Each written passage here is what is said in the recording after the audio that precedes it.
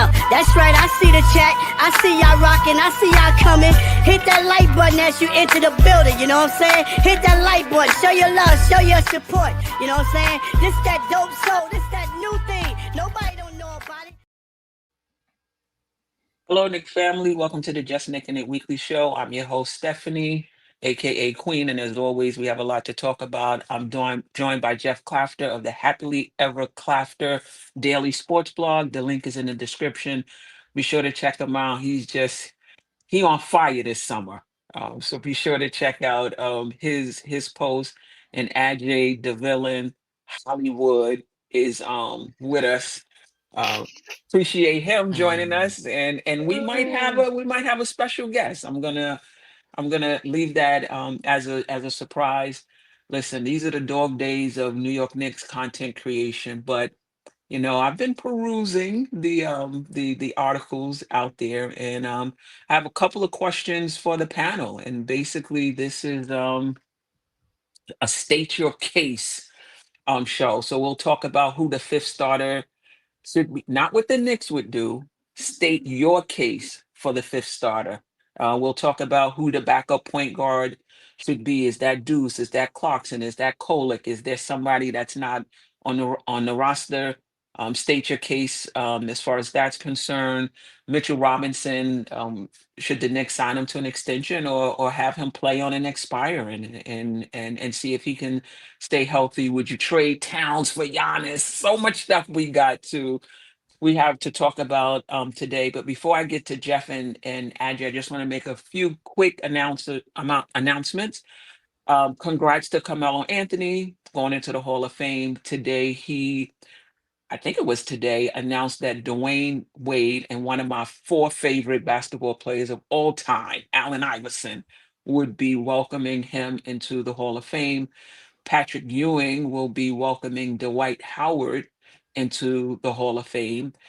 And the Knicks official schedule, preseason schedule hasn't been um released, but other teams have, and it seems like we know the Knicks will be playing Philadelphia and Abu Dhabi October 2nd and 4th, so they'll be playing them twice. It looks like they'll be playing Minnesota at MSG on October 7th, and they will be playing the Washington Wizards at MSG on October 13th.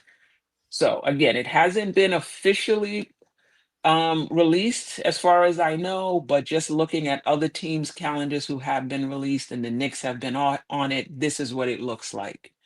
It's gonna be. Anyway, that being said, Jeff, Ajay, how are you?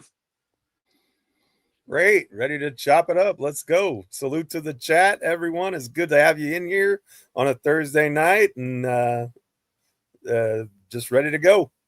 It's good to have everyone in here, and it's good to be here.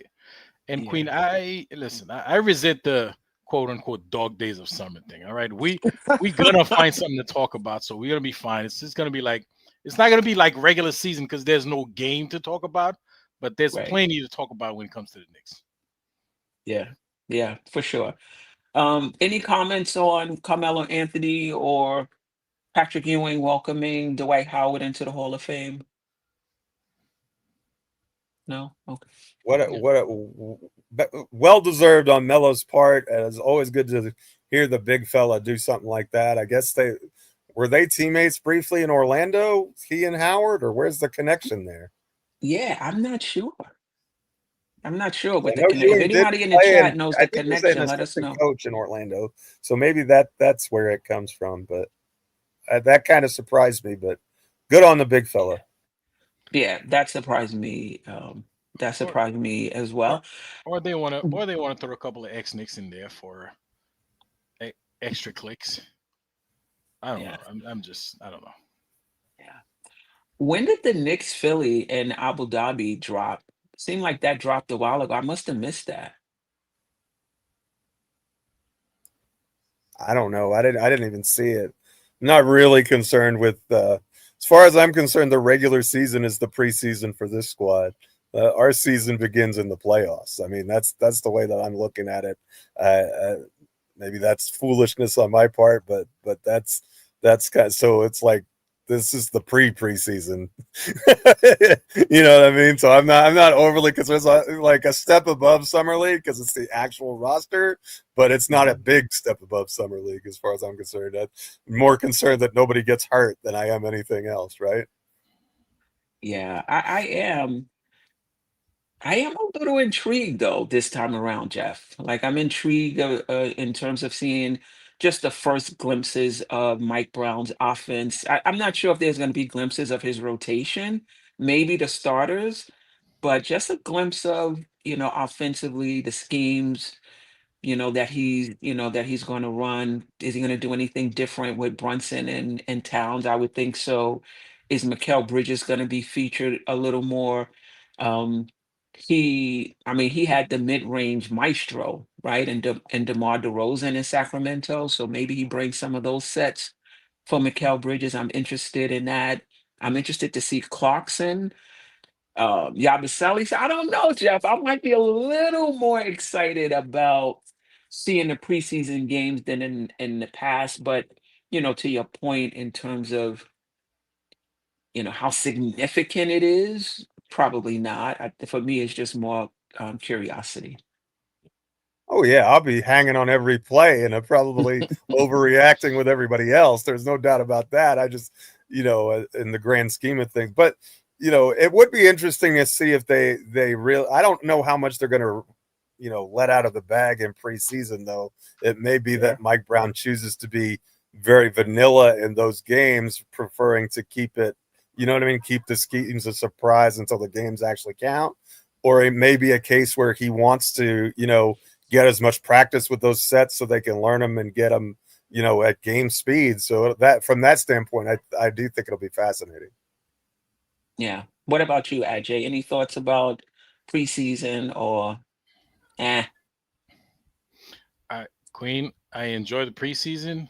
I enjoy the regular season. Unlike Jeff, the season doesn't start in the playoffs for me because me, I really value the build up to the playoffs, and to me, it starts in the preseason.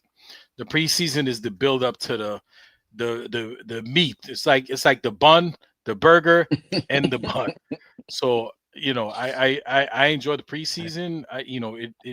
It kind of it's set up with the season, what you expect, it gives you a feel. First of all, you go a couple of months without hoops, so it's like you're starving for new action. So I'm always happy and delighted to see the preseason, and I think recently I think they play less preseason games now than they used to back in the days. I feel like back in the days the preseason was like a month or something like that. They It's did like But play eight more games in games. the past. Yeah, it was a Yeah. lot longer. yeah, it was a lot. But now it's only a couple of games, so I really enjoy those couple of games. Because I want to see. It gives you a preview of the season. You could tell who's in shape, who's not in shape, who's been working out. You could tell all Mhm. the little things, and it kind of sets up what to expect for the season. So yeah, I do. I look forward to it. Okay. All right. All right. I mean, let's start with the first question.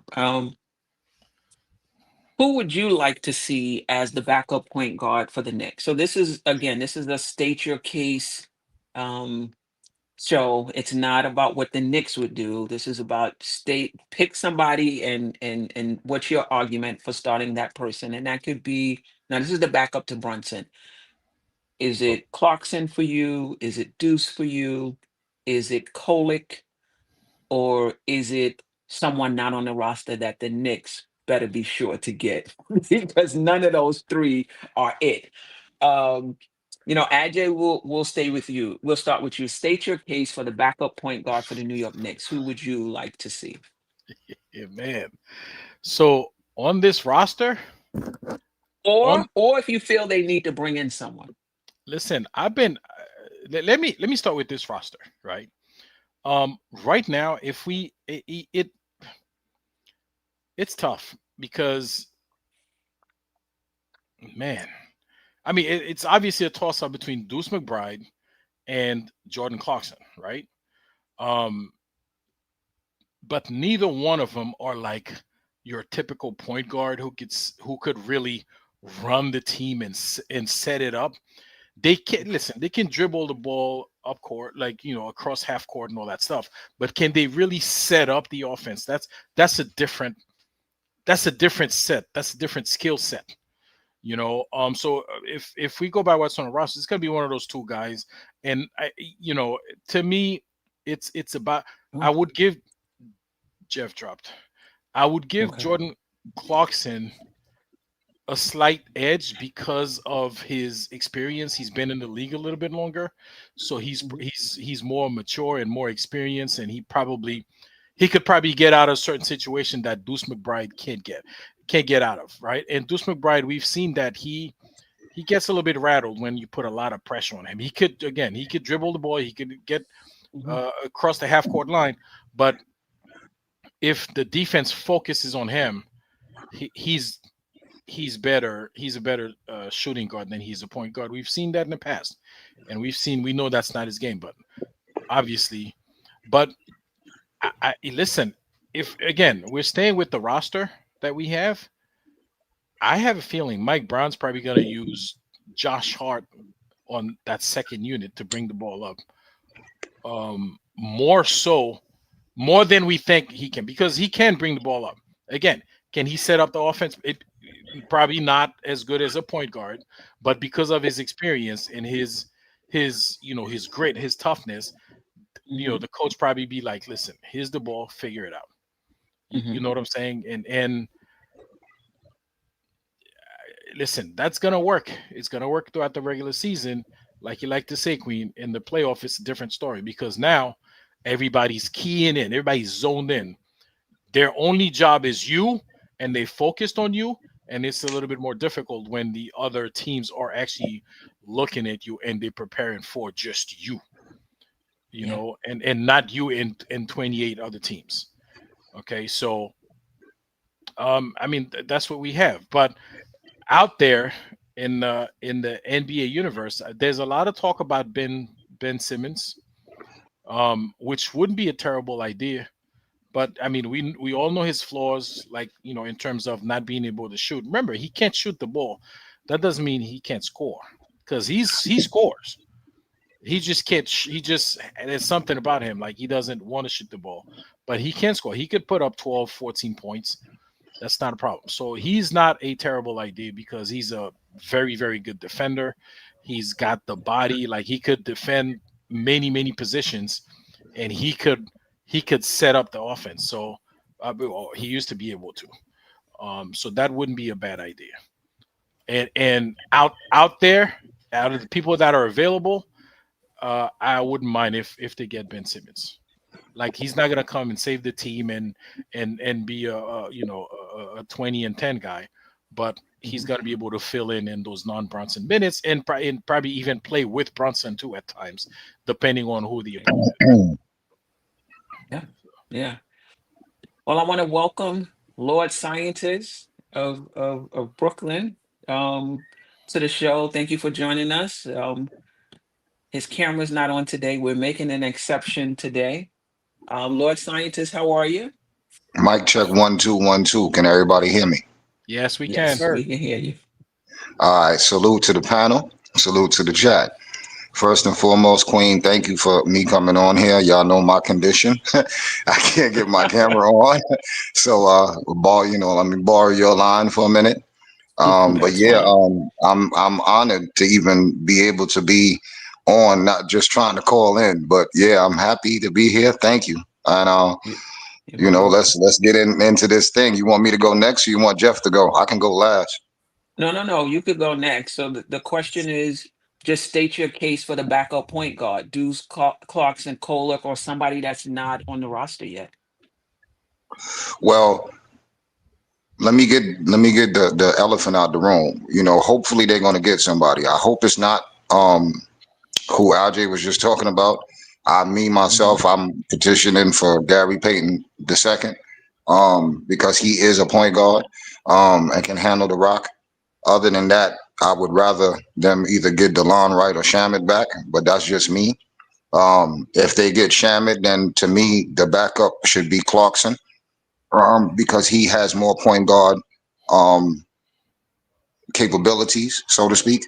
Like Ajay said, yes, Deuce can handle it, but that's not his comfort zone. So if I was to make my thing, I'm gonna first say that Clarkson should be the one to give Brunson a rest, coming off the bench. In preseason, I hope that Coach Brown gives Kolick a little opportunity to do a little bit to see how he handles it, especially because it's preseason. So that can give another look to see if he can be with Clarkson and possibly come off the bench. So for me, I'm going to say Clarkson and potentially Kolick second, unless they can sign somebody who, if they sign Shamet, then Clarkson. If they sign DeLon Wright, then DeLon Wright is the one, because he's proven already in his spot limited time that he can handle that. As far as coming off the bench. So I would say DeLon Wright if they're gonna get him.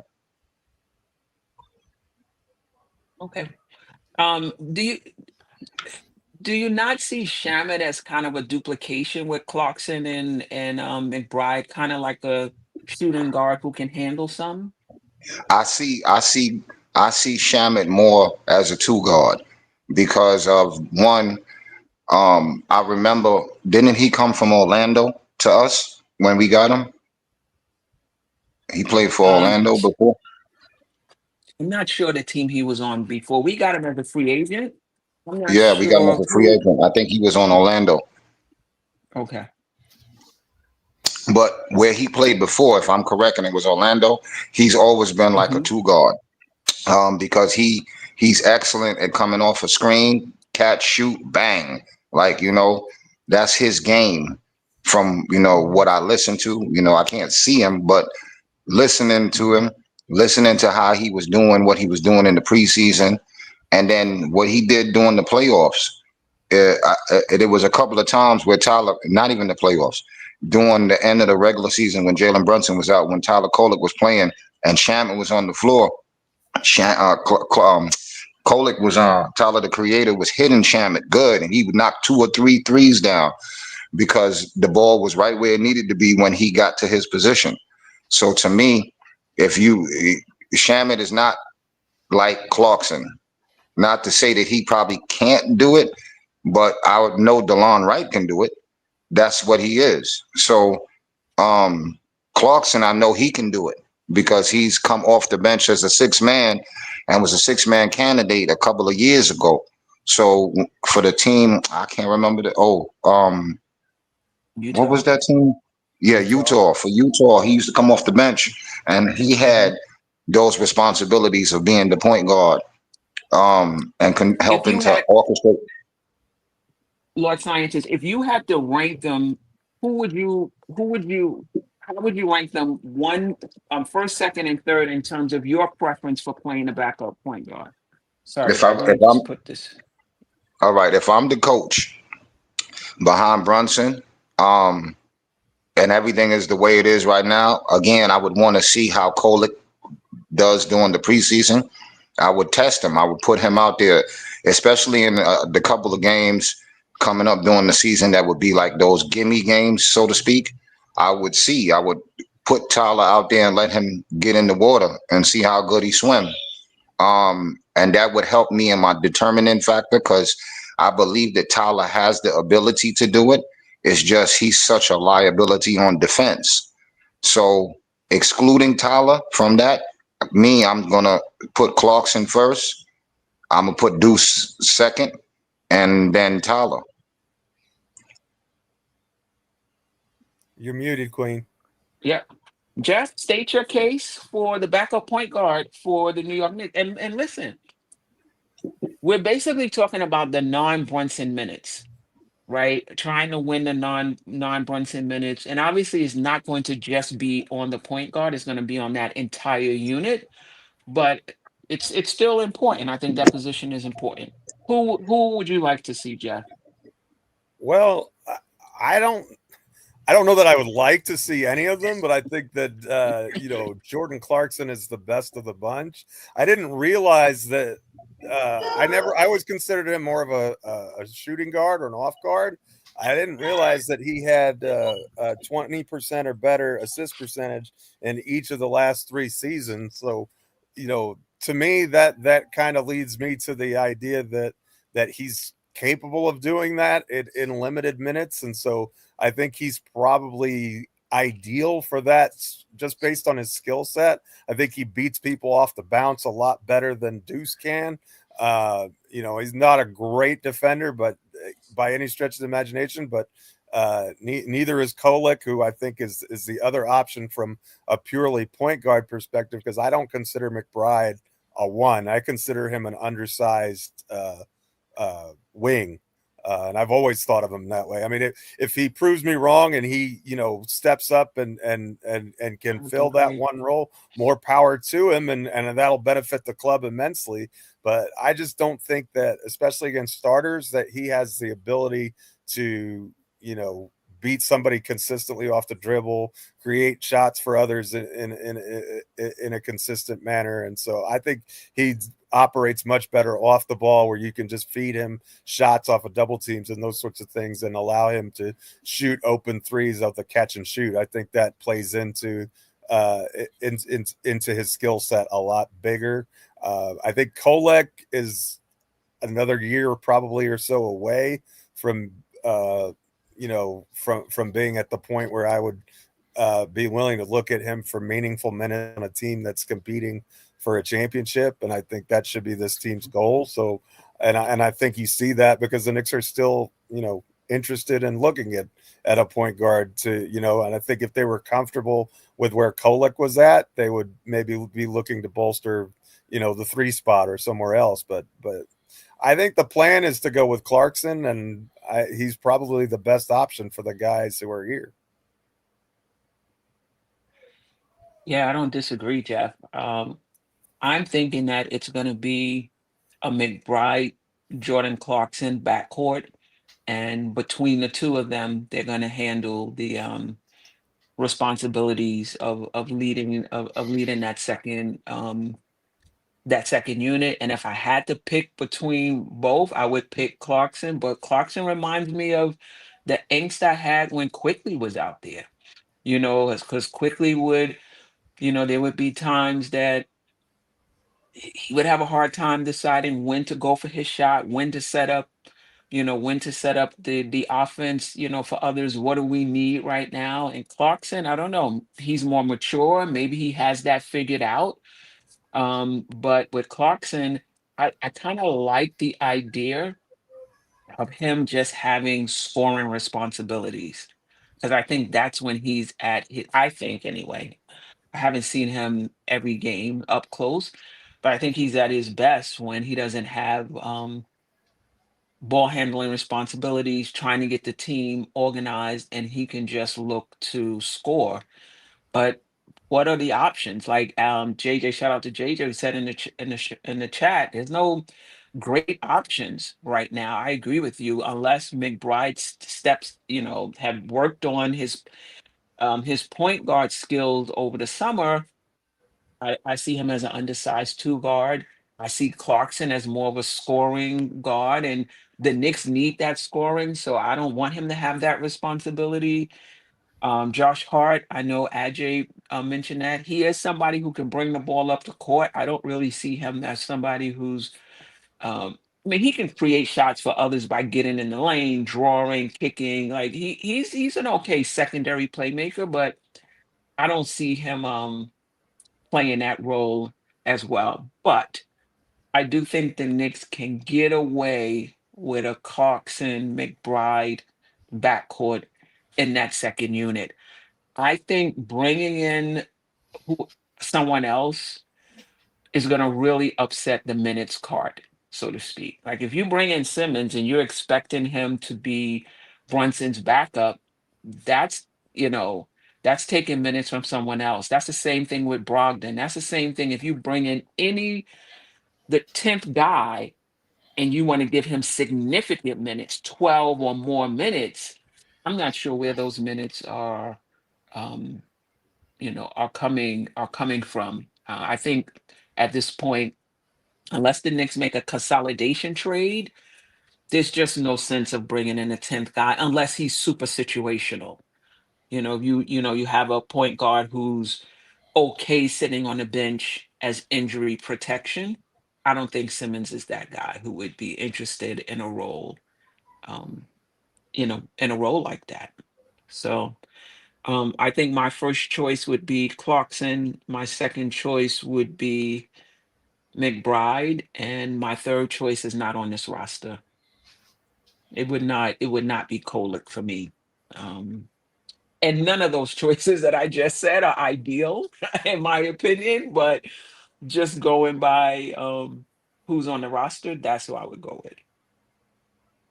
I do want to get to anybody else have any comments before I get to the chat on this? Just one other thing that I'll say is that, Brunson's a scoring point guard too, so maybe it's not all that odd that we would go from one guy who that's his primary skill set to another in the second unit. That, you know what I mean? So maybe from a schematic standpoint that, you know what I mean, there's a consistency there. So maybe that's not as big an issue. Maybe it is. I share those concerns, but I'm just wondering if Clarkson isn't kind of in the Jalen Brunson mode a little bit, even though we would all like Brunson to be a bigger assist guy than he has been previously in his career. Okay, I hear you. I have a question. Yep. Okay, so do you guys think? I mean, is this, and that's like a little front office question, right? Do you think? I mean, if we're talking about this, I'm sure they know that they know what we're talking about, right? And so does everybody else. Do you think that should have been more of a priority for the front office to get a better backup point guard? Because we knew that was a problem. It's clear. Going into the off season, right? So do y'all feel that should have been a more of like the front office really should have been focused on that more so than anything else?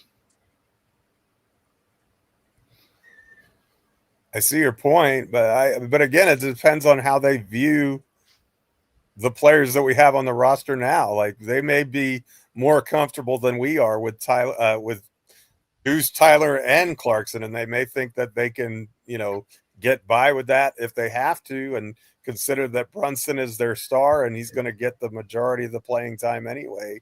And so they decided to address other areas. I don't know. I personally, I would have wanted it addressed more, but and I guess there's that roster spot that's still open.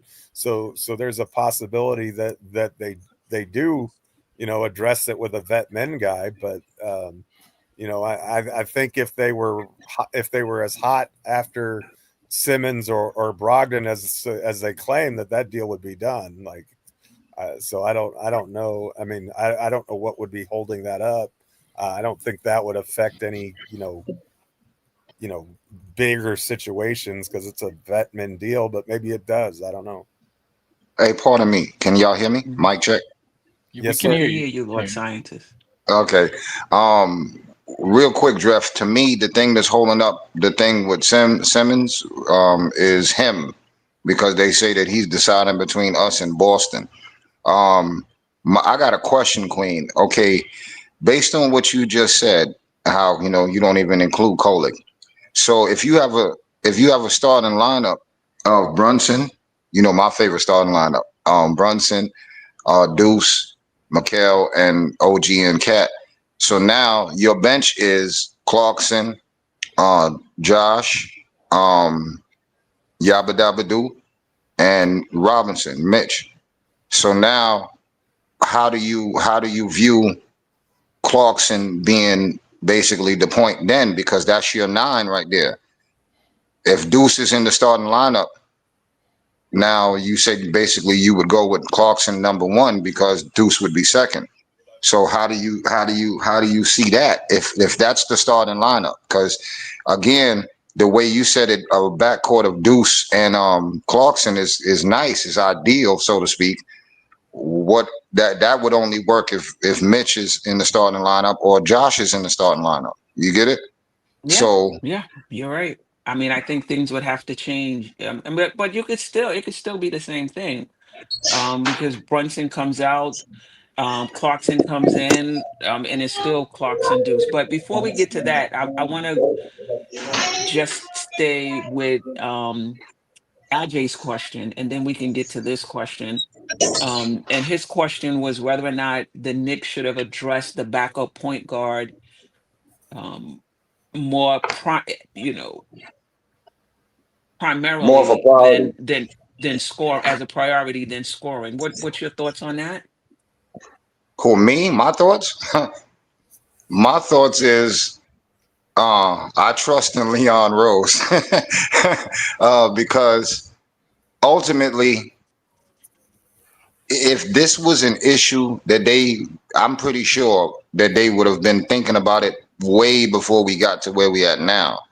So the next issue is who's available for what they can afford to pay.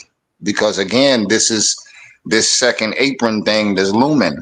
So the fact that the numbers are not adding up to what they would need to address this situation, because ideally who we would, as having the knowledge and understanding that we have about basketball, especially about our team, ideally, I remember this, you said this 2 or 3 shows ago, ideally you would want a point guard that can do all things and play defense, but they're not available, not at the price range.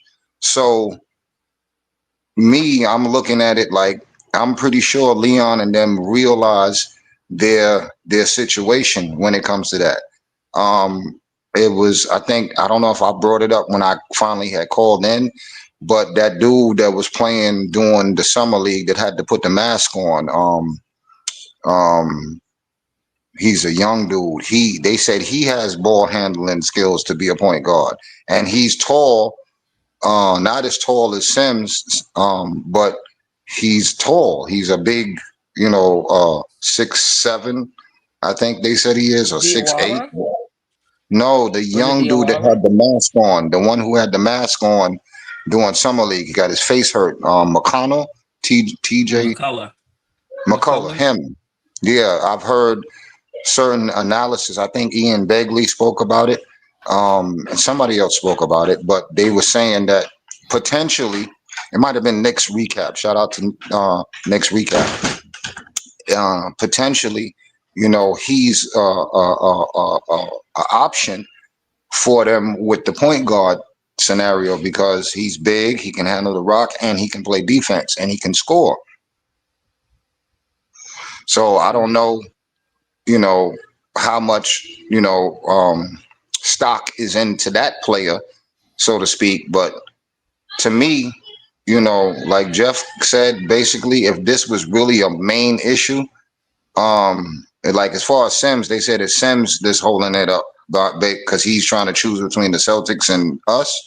But you know, other than that, to me, I think they believe in Kolick. I think there's a lot of fans for Tyler Kolick that's in the front office, and when you got some fans up top, they're gonna ask Coach Brown to try to see what he can do with him. You know what I mean? So, but to me, I, it's Clarkson. It's Clarkson all day. He can do it. Jeff gave you the assist thing that he had. So I mean, he got the capabilities. He's a vet. He's been in the league. He got the experience. He knows. You know what I mean? I got you. I mean, my answer to Ajay's question is I do think it should have been a priority, Ajay, and again, they may not see it. They may not see it that way, or they may have more faith in Deuce and Clarkson, um, than I do. But seeing Brunson work the way he worked, last year, I felt having a bona fide point guard who knows how to run a team would really help us. And not just that, I feel like Brunson can be unlocked off the ball.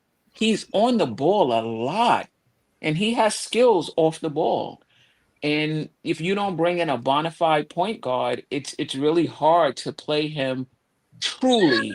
off the ball. So I agree with you. To me, coming into the off season, I thought that was the number one priority, but obviously they don't see it that way. Right, and then They don't another see it that thing, way. What think about the numbers that I think a couple of shows ago Jeff was talking about the numbers, or Ajay, one of you was talking about the numbers when Deuce and Brunson is in there, and how good of a backcourt they are together. Like Deuce picks up the slack for Brunson because he's the attack defender on ball, and then Mhm. Deuce can get the rock and push it, and Brunson can run. Now he's off ball. You get it? So I think in He's that off ball, aspect, but there's Lord Scientist though. Being off ball, it means you have somebody that can really run the show. Like, yeah, I think McBride can bring the ball up the court, but is Brunson really off ball when McBride is in the game? I don't know. But what did the numbers say? But the numbers say that team is um is better when McBride is on the ball, is on the team. But that doesn't necessarily mean that Brunson is playing off ball. We'll get back to that. I do want to get to the chat. Shout We out have to multiple super Jason, chats. There you go. yeah, to Jason Benjamin. Jason Benjamin, Um, thank you. and I think he has a few of them. I'm gonna get to all of them. Apparently, the Knicks are still interested in Simmons. There is a reason they want him. He adds things we need on the team. It's low risk, high reward. I mean, I agree with you. I'm just where's the minutes coming from? Is Simmons, does Simmons want to come here and be super situational and sit on the bench? Does he want to come here and play 8, 9 minutes? If he's playing 20 minutes, then somebody else's role is being reduced. We can talk about how Mike Brown likes to play 10 players. That ninth and 10th player is not getting 20 minutes though. So, we shall see. Um, 17 minutes is me good. even 17. Just let me finish the super chats, and then Jason Benjamin, again, appreciate you. I better not see McBride playing point guard. He's a two guard. I don't disagree. I mean, can he bring the ball up? And I do think his handle has gotten better over the years. Jason Benjamin, it's either Simmons or Kolick for point guard, in my opinion. Maybe JC, Jordan Clarkson. Okay. And Jason Benjamin, yet again, we need someone to help with pace. Simmons or Kolick. I'm not really getting the Kolick. Like, listen, for me, I think the Knicks should leave the 10th spot open, and that should be the spot where they're rotating in their young guys, and just giving them spot minutes. The 10th player is not going to play a lot of minutes. You don't want to bring somebody in who really wants to play minutes. You want to bring somebody in who's okay being situational. Use that spot for your young guys. Maybe that's Kolick's spot to come in for a few minutes a game. If he doesn't play well, you can always reduce those minutes. Give it to McCollum. to a veteran. Clarkson. But I'm not putting Kolick, in my opinion, in a position where we are counting on him as the 10th person. He plays well. He plays well. He doesn't. He doesn't. You're not counting on him as the backup to Brunson in that second unit. Nah, I just think that's too much responsibility for what the Knicks are trying. Um, for the Knicks are trying to do. Give him a few minutes a game. I'm all with that, but I wouldn't put him in a major position where we're counting on him. Um, JJ said he'd lean toward Deuce, but with some hesitancy. Okay. Um, Shout out to Kerry JJ. Cox. Yes, Kerry Cox says Freezy. Shout out to Uncle Freezy, man. Breezy. Freezy, I'm in your parts of the wood. We got to get together while I'm here. Freezy had a good idea. Trade Kolick in a second for Scoot Henderson. Scoot, Hen- Who? Scoot Henderson. I mean, They're those are not minutes too. big. Those are Shout out to minutes Uncle too. Freezy. There's no way. I mean, that'd be a great deal for us, but think about that from a Portland's perspective. Why on earth would they do that? Hmm? Like, that deal makes Jason no sense Benjamin. from a Blazers perspective. Yeah. Bringing the ball up, absolutely, Jason Benjamin, and running an offense are two different things. We need someone who can unlock Bridges, OG, Brunson, Cat, and Bench in an initiator. Sure, if I in that second unit playing behind Brunson, and I'm interested in what you guys think. I don't think I'm looking for somebody who can unlock. I'm looking for someone who can run a damn offense, who knows what we need at this particular point in time. We missed 3 shots already, so we need a good position. We need a good possession um, right now. Like somebody who can take the whole into consideration, who can run sets, who can read defenses, who can set us up and put us in the right position. I just need somebody that's stable, can run a team. You don't got to do too much. You ain't got to unlock anybody. Just run the team, make sure we get good shots, slow it down when we need to slow it down. That's what I'm looking for. That sound like What DeLon Wright. okay. Ajay, Jeff, what are you looking for in that from the backup point guard? You hit the nail on the head. I don't think there's a whole lot else needs to be said about it. Those are the things that you're kind of looking for, and it's kind of curious. Like if that is what we're looking for, don't really see that from any of the guys who were asking to fill that role in the second unit. Probably, in my opinion, Clarkson would be the closest approximation, but like my grandpa used to say, close but no cigar, right? Ivy 10 says, no, we need someone who can initiate with Brunson on the court. Yeah, I'm with that. To me, I would love that. Somebody who could play behind and with And Brunson. with Brunson, that's the thing, Queen. That's because of the way we see that Bronson, like he could, and you mentioned that a little while ago that he could play off the ball.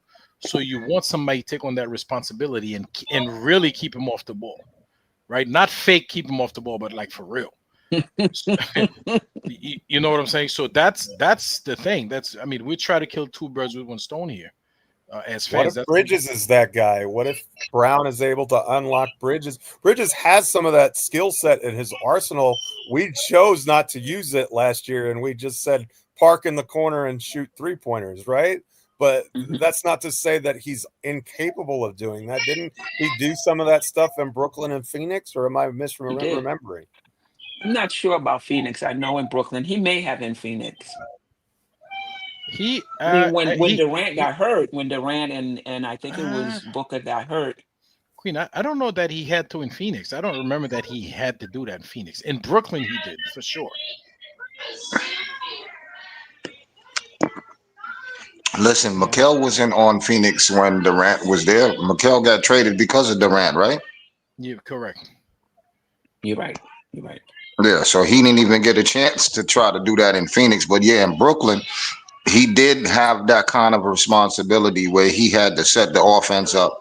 But he was the number one anyway, period, in Brooklyn. Whether he set the offense up for another player or he had to take over, he had more shouldered burden in Brooklyn than Phoenix. Yeah, I agree with that. This is interesting, and then we have to move on. Yeah, I think what Jeff said is potentially right. Like I wasn't even thinking about Bridges, but potentially, yeah, Bridges can help Brunson be off ball in that starting unit, depending on how Mike Brown chooses to use him. You know what I mean? Yeah, I agree with that. This is interesting from building blocks, and then we'll move on to the next question. Simmons is getting minutes from the bench and with the starters. He's going to take Deuce minutes. Mike Brown has no attachment to Deuce. I mean, I don't think Mike Brown has an attachment to I mean, an emotional attachment to any of the players, right? This is his first time here. But I agree with building blocks. If you bring in a 10th player that's going to command minutes, I believe those minutes are going to come from Deuce, in my opinion. I guess I'll ask you real quick, if we were to bring in a 10th player who commands minutes, whose minutes at a guard position, whose minutes do you think will be reduced? Really quick, Lord Scientist. Well, I mean, if it's at the guard position, of course, unfortunately, it's going to be Deuce. Because if we're looking at it, okay. See, when I'm thinking about this question, I'm thinking about how is the starting lineup, because that to me makes the difference. If the starting lineup is where Mikel is the number 2 and Brunson is 1, then Mikel is going to end up with at least 25 to 30 minutes. Brunson is going to end up with 25 to 30 minutes. So the next 2 guards is going to be Deuce and Clarkson. So just look at the minutes that's left that's available there. That's just for the 2 guard spots, 1 and 2. So if you're going to tap into the minutes from the small forward, the 3, then I don't know. To me, that's just kind of mathematically hard to figure out unless you're specifically saying, like, if we got a 9-man rotation, then that 9th man Clarkson, he can get minutes from the 1 or the 2. There's minutes available. Okay. You see what I'm saying? Okay. But when you got a 10-man, yeah, I don't. To me, Deuce would lose minutes. Okay, Jeff. Well, it would be a combination of Deuce and Josh Hart. Like, and I know we don't necessarily think of Hart as a 2 or a guard per se, but I mean, you're talking about a guy who basically was playing second most minutes in the league last year, and so if you pair him down to a 25-30 minute a game player, and I'm not saying Brown's going to do that, but that and Deuce, those are the 2 places where you can open up minutes the most. And I think that from the, I think that Yabusele and Mitch and Towns are going to kind of do a 3-man rotation at the 5/4 spot with OG Anunoby splashed in there as well. And so, I think that's kind of the avenue where you would carve out if you're going to carve out minutes for anybody. I think that those are the 2 places that they would come from, regardless of position, almost. To me, it's more than that. You're just not playing 10 players. I just don't think you're playing 10 players. So somebody that's in that 9 minutes is going to be reduced significantly. So I don't see it as we're bringing in a 10th player. We can take some minutes from Deuce and from Hart, and that player can get minutes. I just think it's really hard to play 10 in the NBA. I think without that 10th player getting basically spot minutes. Ajay, quickly, any thoughts on that before I get to these 2 super chats? I think, I'm a little bit on the fence because I kind of agree with Jeff that both Deuce and Josh Hart are going to lose minute. But I'm hoping, I don't know that that's going to happen, but I'm hoping that Mike Brown is a little more of a game manager than Tom Thibodeau was. And I'm not, I don't know that he is, or I don't know that he's not, based on his style that, because he's been around the league, Mike Brown. I'm hoping he's a better game manager, and he doesn't do the cookie cutter thing that Tibbs used to do, in that he plays the players depending on who the opponent is and depending on what's going on in the game, right? So it's not going to be like, okay, Deuce is going to get 12 minutes and 38 seconds and then every night, you know what I'm saying? So depending on what's going on and who we're playing, Deuce may lose some minutes, Josh Hart may lose some minutes, or even Mikal Bridges may lose some minutes, depending on who the opponent is. I'm hoping that Mike Brown kind of goes in that direction where he can, maneuver and manage the team a little bit better. Do you think that's a every game thing?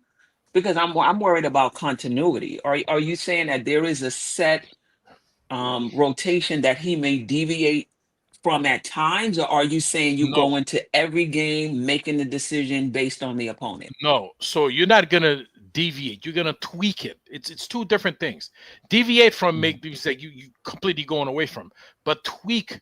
Because if you take 2 minutes or 3 minutes here and there from this guy, depending on the opponent is, I don't think that affects continuity. You know what I'm Gotcha. saying? So it's just it's I don't know what his management style is going to be with this team, and that not just at the guard position, by the way, that's also going to be with the big guys, right? With because some games you're going to see a lot of Yabusele, and some games you're probably going to see a lot more Mitch. That's what, at least that's what I'm hoping for, depending on who the opponent is. You know what I'm saying? Because Gotcha. you have guys that Mitch historically plays well against. Listen, Mitch is going to get a couple more minutes on the court against those guys, especially if he's putting up good defense, blocking shots, and getting in the guy's way. You know what I'm saying? And the guys be called Anthony Towns. And so it's going to be like, it's not going to be a set minute, like, again, management style. I'm just hoping to see that. Not a lot of NBA coaches do that, Queen. They do that in other sports, but not in the NBA for some reason. They just like to stick to what they do all the time. Shout out to Jay Boogie. Appreciate you. I spoke to him earlier. He's doing well. He's healthy. He's sounding good. He was in the studio when I spoke to him. Appreciate you always supporting not just this show, but all the Nick content creators. Shout out to the chat and the panel. Blessings, health, life, and happiness to you all. Health is real good after my follow-up. All right. The album, the KOAT, the Coat Knicks over all teams is coming in October, and we can't wait. Gonna be fired. Definitely support you, Jay Boogie. Appreciate everything you do. Yeah, appreciate everything you do. All right.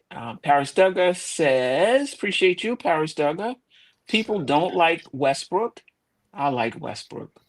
But he makes well for others. Say that again. I think he's doing play makes well for others. But he play makes well for others and helps promotes hard play. I like him at the minimum salary, 20 minutes again. I can't wait till we do this minute show. I can't wait till we do the minute show. Yeah, I like Westbrook. I mean, the reports out there are that the Knicks are not interested in him. He's not on their radar. But I'm a Russ fan. I don't buy into the hold on, I'm having a hard time. Oh no, what did I just do?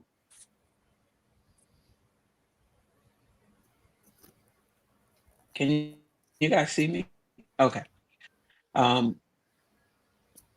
Yeah, I have a hard time with the he's a loser. Uh-oh. You guys can still see and hear me? Yes. Okay. I have a hard time with the he's a loser, and he's not somebody I would, want on the team. I actually like him, but apparently he's not in the Knicks. He's not in the Knicks plans. When you look at the option, when you look at the options that are out there now, he's not the worst of them. I will tell you that. All right.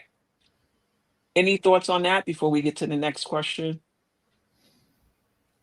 I like Russ, ahead. but he can't shoot the ball. I think that's a problem. Ben Simmons can't shoot the ball either. That's a problem. I think that's a problem with him too, but he's 6'11" and can play guard 4 different spots on the floor. So he brings a little bit different flavor to, you know what I mean? He could play backup 5 even if you needed him to in a pinch. So he has a lot more versatility despite the fact that he can't shoot. You know, Russ still a good player. He's not the player that he was, Absolutely. you know, once upon a time. I you know, if they got Westbrook, I wouldn't hate it by any stretch of the imagination, but I would be shocked if they went down that avenue. Well, they said they wouldn't. They said they weren't. But I tell you what, he's going to work hard when he's on the floor. If you on the floor with him, he's going to work hard. Yeah. May I please have a box of juice? Let's go. Um, We're almost finished so now. Lord Scientist, we're trying to keep your mic off, and it keeps coming back on. So just kind of keep it off until it's time to speak, so we don't hear your background. RJ, you were gonna say something? Yeah, I was gonna say what's worse, right? So Russell, you know, Russ can't shoot, but he putting them up though. He's breaking them, but he's putting them up. But Ben Simmons, he just won't shoot at all. So I don't know who's worse. You know, in that situation, and they're not like, see, Josh Hart. I kind of want Josh Hart to shoot because I feel like the more he shoots, the better he gets. But he doesn't want to shoot.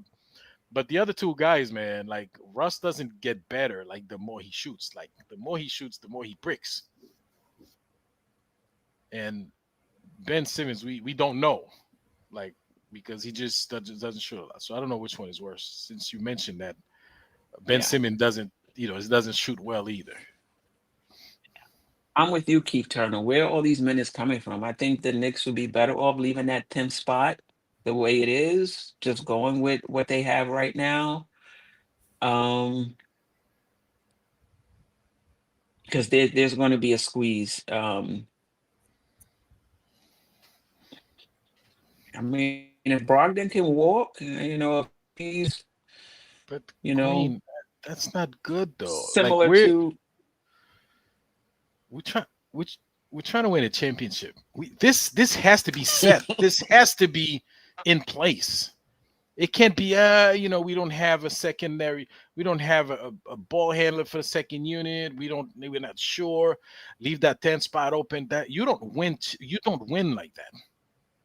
Like everything has to be missing set. another. No, Ajay, I am not. I don't disagree with you at all. I feel like we scrambling, like instead of the 10th spot just being a like situational guy who's not going to get a lot of a lot of run. We're like, we still have a need, so that 10th guy got to be somebody that can command minutes. All right, shout out to Ron from Still Knicks Fans, my guy. I think Ron. Mike Brown's style of play is going to allow more offensive freedom to players who may not be gifted shooters like a Hart or Simmons. And this kind of plays into the next question. I have so many questions. I mean, the thumbnail is, would you trade Towns for Giannis? So I do think we need to talk about that. But this plays into the question that I have, and we'll do a quick go around who the 5th starter should be. And, everybody state their case as to who the 5th starter should be. Should it remain Hart? Should it be Deuce? Should it be Mitchell Robinson? Should it be Ajay's favorite now? He's the president of the Yabusele Club. He ain't playing not 1 minute with the Knicks, but he's the president of the Yabusele Club. And this is what I will say quickly. I'm in favor of leaving the starting unit the way it is. To your point, Ron, is there something Mike Brown can do schematically where Josh Hart is not such a detriment? And the other thing I'll say is there's a lot of focus on Josh Hart and how he can't shoot and won't shoot and how teams are able to hide their center on him, but not a lot of talk about the fact that they're able to put a wing on Towns. And that Towns, whether that's whether that's himself or whether it's schematically, was not able to wear that matchup out to the point where the opposing team just said, you know what, we can't do that. We can't. We just can't do that. We're gonna have to put our center on Towns. It works both ways in my opinion. I don't think the Knicks took advantage of it. But my other point is everybody doesn't play five out. Like there are teams who have success with one player in their lineup who doesn't shoot, does all the dirty work and does all the other things.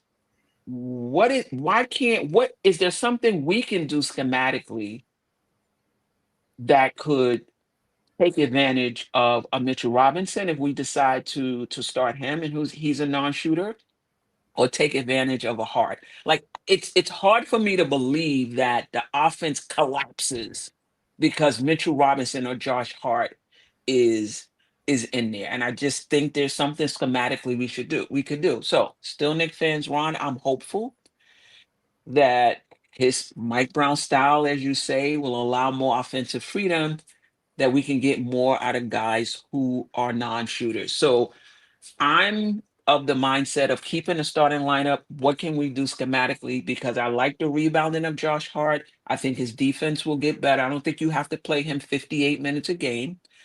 I like the fact that he can rebound and push the ball up the floor. And I like the fact that he is a secondary playmaker. Like he moved the ball. Now we could talk about the lineups with Deuce, as Jeff has said on many occasions. Thought scientists said how the Knicks, were better when he was on the floor, but that was last year's team. Who's to say if Deuce starts, teams still have to pick their poison? Like teams at some point are going to have to say, we got to leave somebody open. What if they decide, you know what, we're just going to have to live and die with Deuce being open and he's not shooting efficiently, right? You're going to have you potentially can have similar issues. So for me, because of the other things Josh Hart brings, I'm an advocate of leaving the starting lineup the same and hoping that there's something Mike Brown can do schematically, bring his minutes down, of course, to get the most out of that unit. But I will go around starting with Ajay. State your case for the fifth starter. Who would you like the fifth starter to be? You know who I'd like that fifth starter to be. I think Whoever that it is, just who it is and why. I would like to see Yabusele as that fifth starter because he's a real power forward and he could do so, and not because Josh Hart is not good. Josh Hart is good. So there's two things here, right?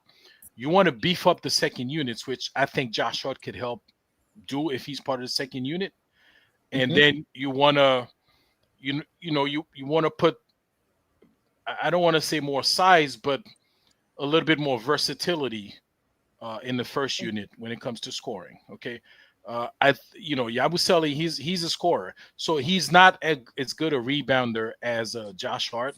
Their defense is probably equal, but he's a good shooter.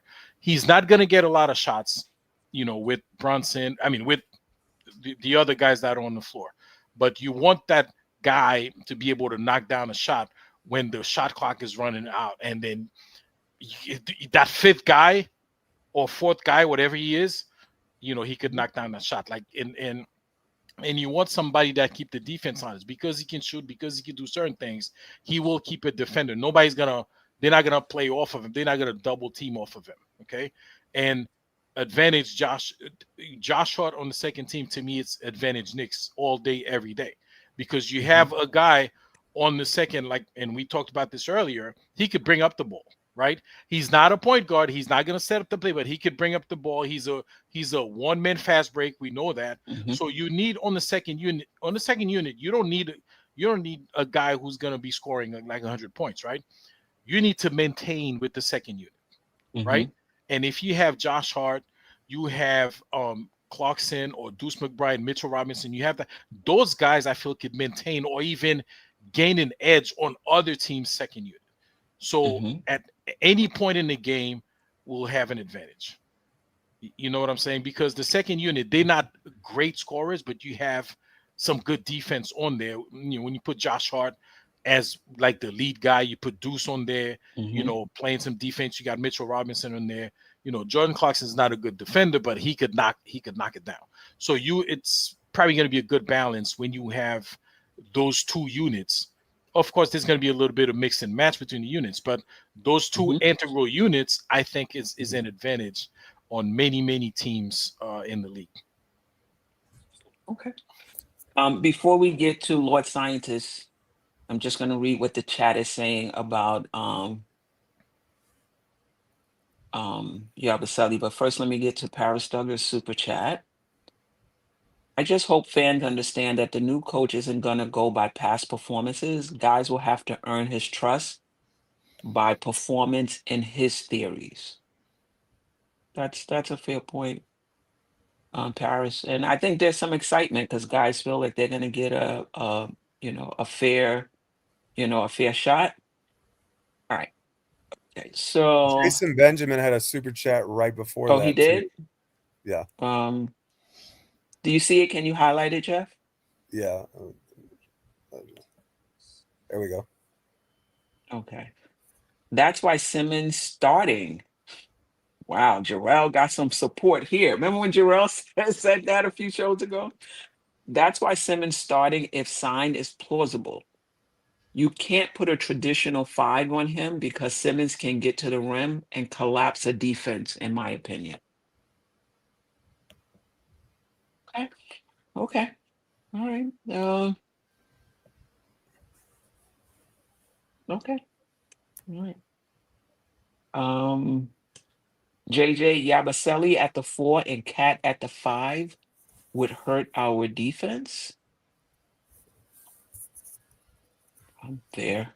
Building Block says Yabu is not a good defender to put next to Cat. So basically he's agreeing with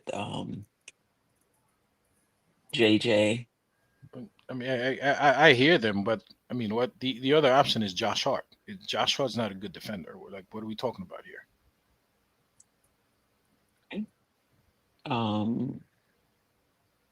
I would like to see Yabusele in Josh Hart's spot. He's a better version of him and he has a jump shot. A better version. I mean, is he somebody that's going to take a rebound and go the length of the court? Is he somebody going to set up the offense? Is he somebody that's going to be a secondary playmaker? I mean, I get the better Scorer. jump shot. I agree. I agree with that. Wally 7261 still prefer Mitch in the starting lineup. Just monitor his minutes. Okay, we'll get to that.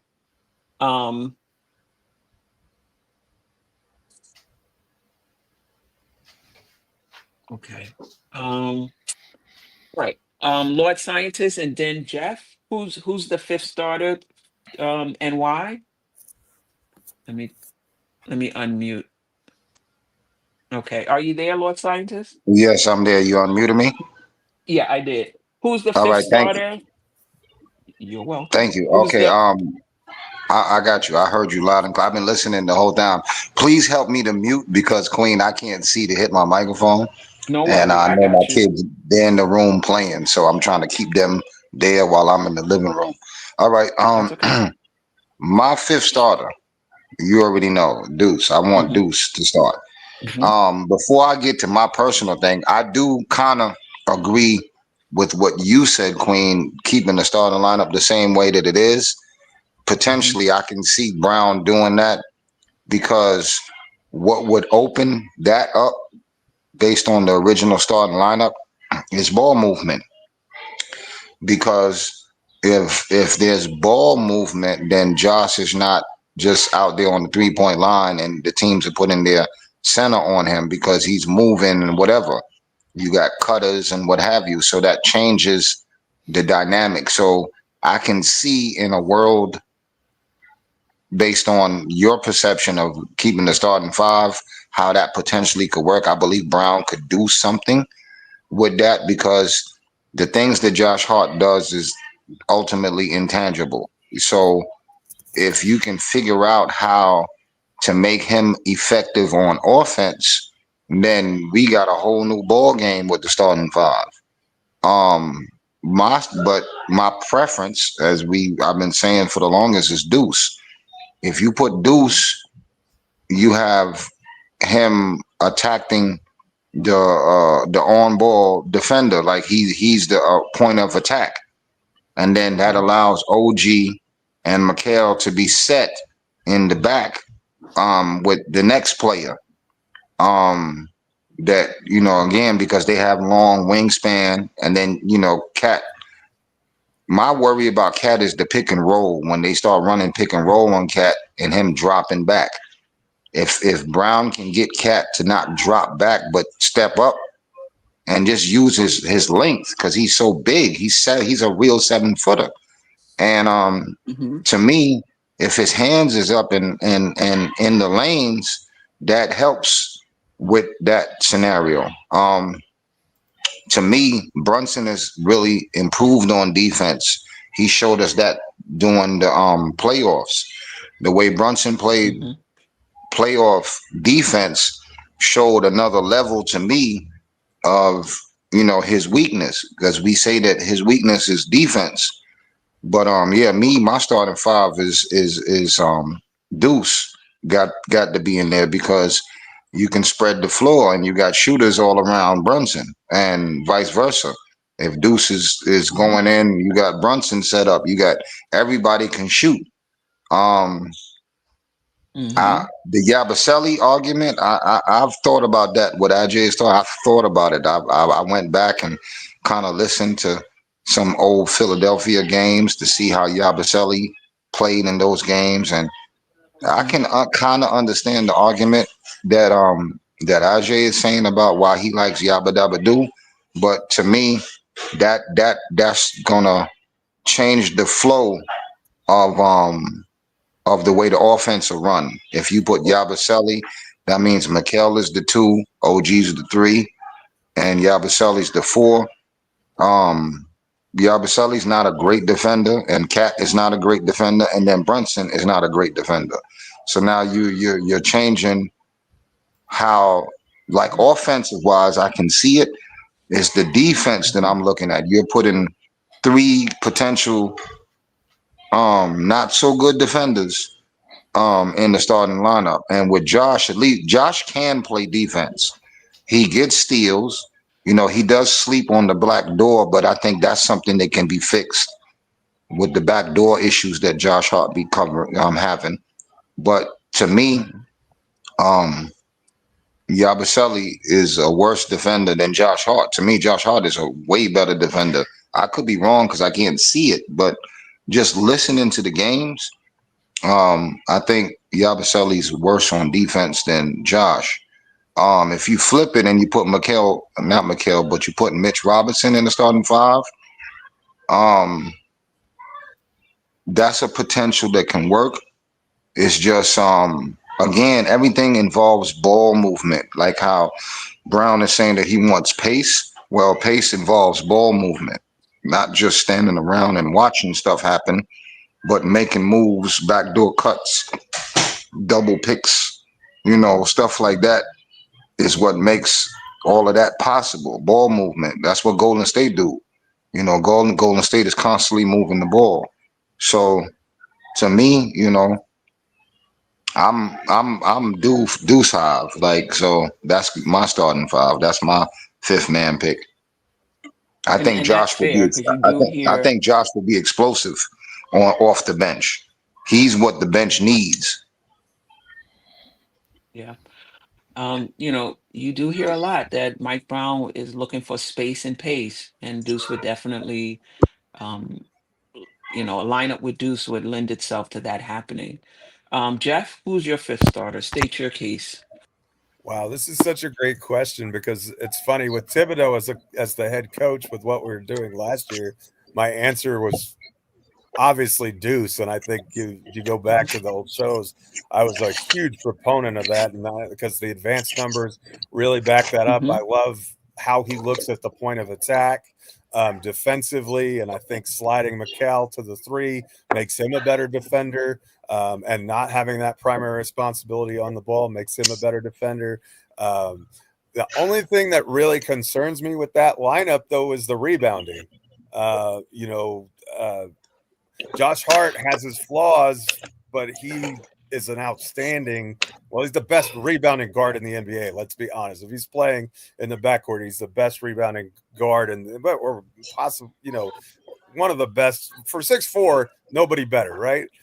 He's undersized. Obviously, he brings some deficiencies from that standpoint, but I really kind of like the concept that, well, we may not run things the same way, and maybe Mike Brown can use that same starting five and utilize them in a more efficient way, and then it's not the same negative that it was from January 1 on. And then the other possibility is Robinson in the starting lineup, and I don't hate that either from a defensive standpoint. I think you would have rim protection, which would be welcome to say the least, especially when Bridges isn't the strongest point of attack defender. You're going to have someone in there to help mitigate mistakes and those sorts of things. I will say this, though. I'm much more worried about who finishes as opposed to who starts, right? Like, you could start Deuce and play him for like 15 minutes a game, and then when it's crunch time, you have,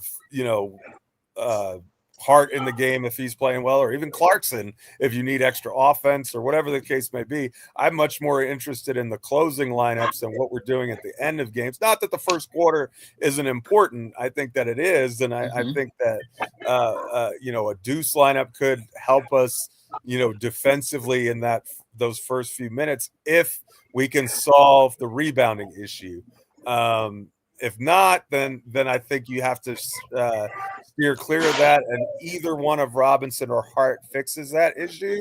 And Robinson's not more than a 20-minute a game guy anyway. I mean, I don't think he's ever averaged much more than 25 minutes a game at his peak in his career, and he's not often healthy, so I'm not sure that the best way to maximize him for the entire season in the playoffs is to start him and play him limited minutes, 24. You could kind of do that if you wanted to, but Hart Hart in a new system may be the best solution. And what I'd like to see is let's start with that and see how it looks different under Brown. And if it doesn't look different under Brown, if we get the same lackluster results that we saw at the end of last year, then have the flexibility to change it up under the assumption that they earn those spots in camp, right? I'm all for rolling the ball out, and the guys who play the best, they get rewarded with the spots, right? I think that's the way that it should go down in camp, is just say every spot is open. Y'all go in and fight for it. I think there's no question Towns and Brunson are all NBA players. I think they would get their spots. I think OG and Bridges would certainly get their spots, and then it's really up to that last position of who Mike Brown sees the most from those other guys, and go from there. But as long as we're flexible with it, I have my personal preferences, but I don't think it matters as much who starts as who finishes. Okay, that's fair. Just a few comments before we move on. Kerry Cox says, "Start Mitch. It's not hard to figure out." I mean, if Mitch is playing 24 minutes a game, 26 minutes a game, you're right, Jeff. It's not just about starting or finishing. It's also about how many minutes is that player getting, right? What was his name? Alfred Payton started. You know And what I never mean? closed. And never closed. And never closed, and he played a little bit to start the game, the first in third quarters. I think when we say start, we're really basically talking about 30 minutes a game. Is that correct? I agree Yeah, with that's that. what we're Yeah. talking about. Look, we're not just 27 to 30 minutes. Yeah. not just mock starting, but like really starting. Like, this person is getting 30 minutes, a game, or Lord But Scientist 27 to interestingly, I don't 30. think any of Deuce, Hart, or Mitch really deserve much more than 25 minutes per game. So Yeah. is any one, if that be the case, are any one of those three truly starters, or are they starters in name only? Like, and you can Well, disagree when with my assertion for sure, Yeah. Yeah. but that's Yeah. just how I see that trio of players. well, let Right. me ask you a question, Jeff. Not to cut you off, but when you say that, do you consider the closing aspect? Because every game is different. Like if we're closing a game and we're up by 12 or 15 and it's 4 minutes left, the closing lineup is very important for those last 4 minutes. Now, if we're closing a game and it's 4 minutes left and we're down by 3 or down by 10, the closing lineup is going to be different. So, when you're saying what you're saying about the minutes, I'm not just looking at who's starting. I'm looking at who is going to close. Who's like if we have a lead of 15, who Mike Brown is going to put to make sure that we still put points up, but we also stop them from adding points. So but I think that's the point, is that I think with all three of those guys, it depends on the situation, and you may see someone other than that. Like if we need someone else with ball handling skills who can get their own shot in there, if we feel like we need offense, maybe Clarkson is in there. Like if we need buckets, maybe that is a look that we give. If you're looking for defensive versatility, I think if we're up big, we might want to see a lineup where Brunson and Cat are both on the bench, and you rely solely on defense, and you say, we're gonna shut everything down. Now, I don't necessarily agree with that. I think you got to keep putting the pedal to the metal and continue to score. So I don't necessarily agree with that mentality, but that's a consideration that the coach has. And then who's hot that night? Like is Josh Hart having one of those nights where his mind is off in Kokomo and he's making a ton of mistakes, or are we getting triple double Josh, who's on point with his passes and his attacks and his dribble penetration? If that's the kind of player that we're getting that night, then I certainly want him in that final lineup without question. So I think you have a lot of versatility, and I think it's incumbent upon Mike Brown, and I think it's one of the reasons why he was brought in here, is to make those decisions and have that flexibility when it comes to those closing lineups. Because I think closing games is something the Knicks struggled with last year, if we're being honest. Oh yeah. So I think that's going to be an important litmus test for Mike Brown on how he handles that differently, because I think that's one of the reasons why he was brought here. Yes, I agree with that. Oh, sorry. Go ahead. Okay. Just to get to a few more of the comments before we move on to the last topic of the night.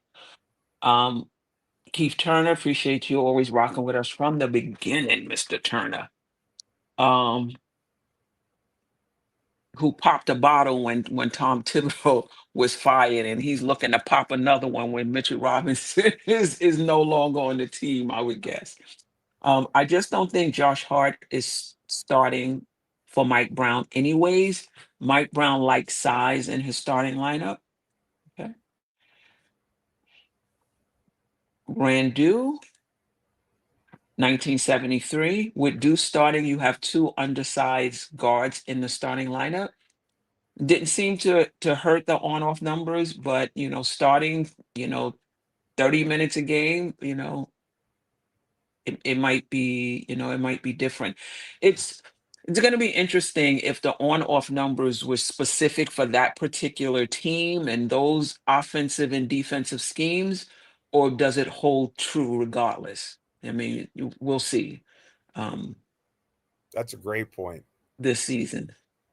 Yeah, we'll see with the different schemes, right? We'll see this year if it holds up. Anything on the fifth starter. We didn't talk a little bit. I don't think any of us picked Mitch. I do think Mitch is going to play probably 24 to 26 minutes. To your point, Jeff, I see him playing behind Towns and some minutes with Towns. But I think it's hard to play space and pace if Mitchell Robinson is playing 30 minutes. 30 minutes a game. So it's going to be interesting to see how that works out. We're not going to get to this question today, but one of the questions was, do you think the Knicks should lean into offense with the 5 out and starting Deuce, or lean into defense and start Mitchell Robinson? We're not going to get to that because we have to get to the last question of the day. Otherwise, the thumbnail is going to be clickbait, right? And there's been a lot, Giannis hasn't really said much about whether he wants to be traded or not. And for some people, the silence of not, saying that I want to stay with Milwaukee, I'm committed to being with them at least for this upcoming season, means that he's undecided. I think Shams had a report that, he's undecided. I'm not sure how he worded it. If somebody knows the exact wording, be sure to put it in the chat. And so there's been, trade scenarios. I'll just mention them. Heavy.com. I don't know how much you put into there. They're always proposing some sort of trade. Had a 3-team trade between New York, Milwaukee, and Brooklyn. I'm not going to get into all the details, but basically Karl Anthony Towns would go to Milwaukee and Josh Hart would go to Brooklyn. And there's some other things, players and draft picks that would go in that deal. The Knicks don't have a lot of draft capital, so Giannis would have to say he specifically wants to go to New York. I would think for Milwaukee to accept what the Knicks have to offer, and they respect him enough to want to, move him to, where he would want to go.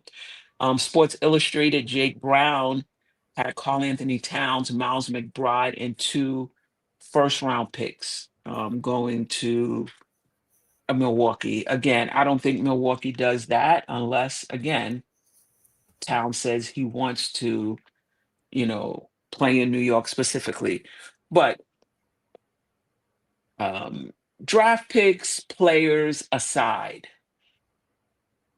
would you, if you could, trade Towns, basically Towns and McBride or Towns and Hart for Giannis? State your case. Ajay, we'll start with you, Jeff, and then Lord Scientist.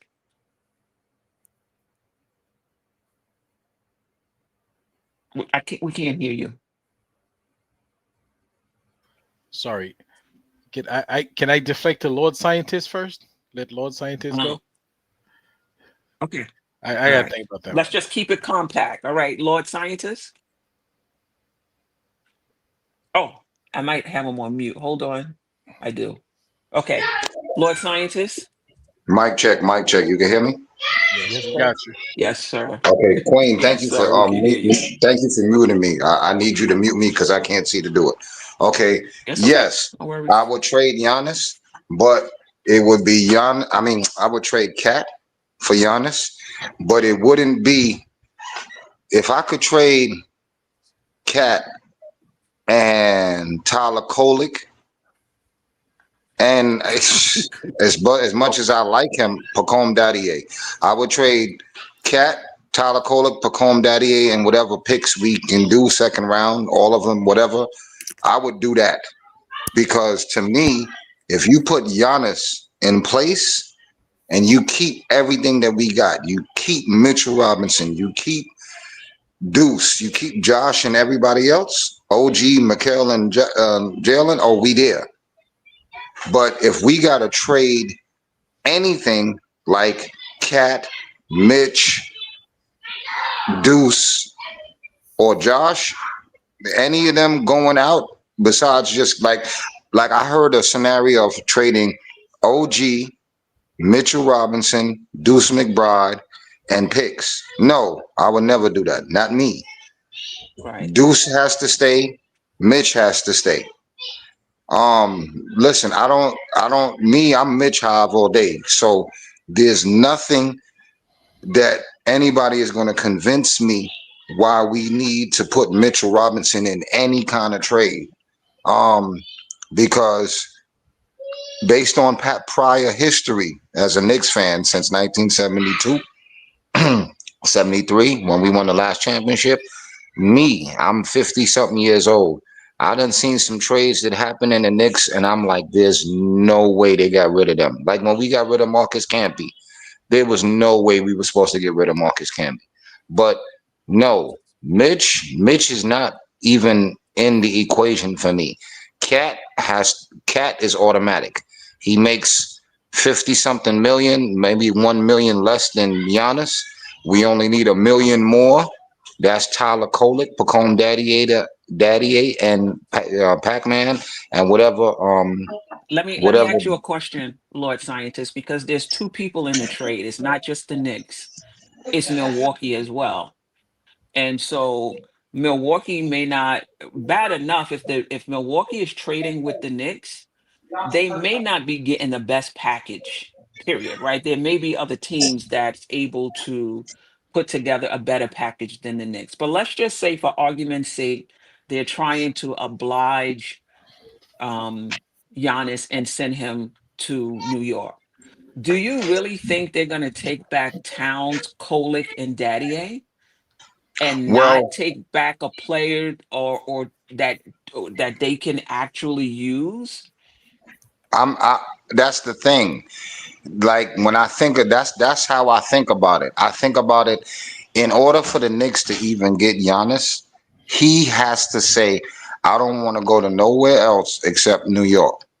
So now when he does that, the ball is in the court for Leon Rose. So if the ball is in the court for Leon Rose, he can present basically whatever he could present as long as the salary matches up.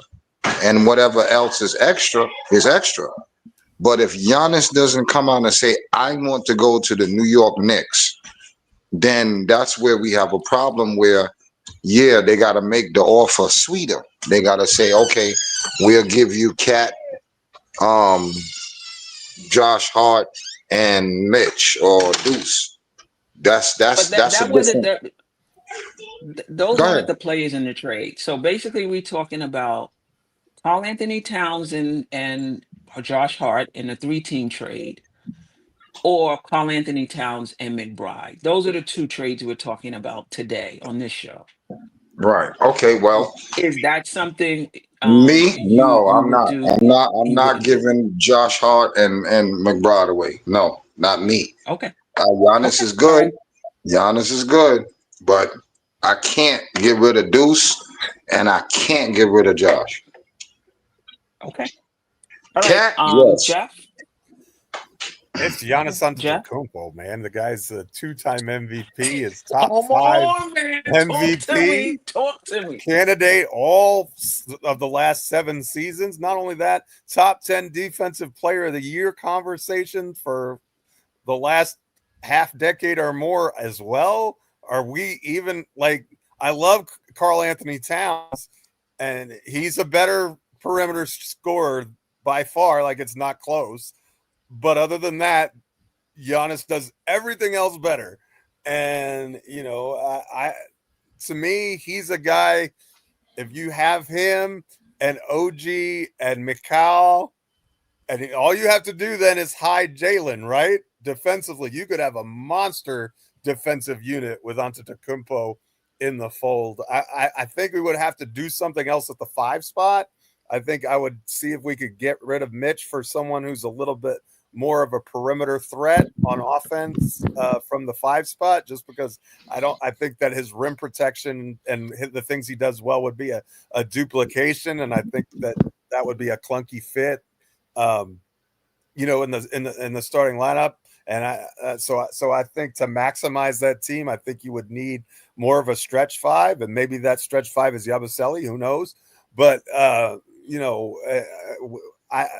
yeah, if you have a chance to get Antetokounmpo straight up for Karl Anthony Towns, you do it, and you don't apologize for it. You don't think twice about it. You just you make the trade. He's just a flat out better player.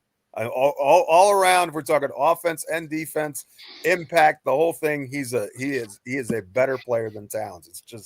That's just objectively and true based upon the numbers. I mean, I don't think that there's any way to argue otherwise. But that's just but what I Jeff, thought.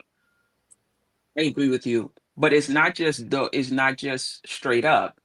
Would you do it, him and Deuce, or him and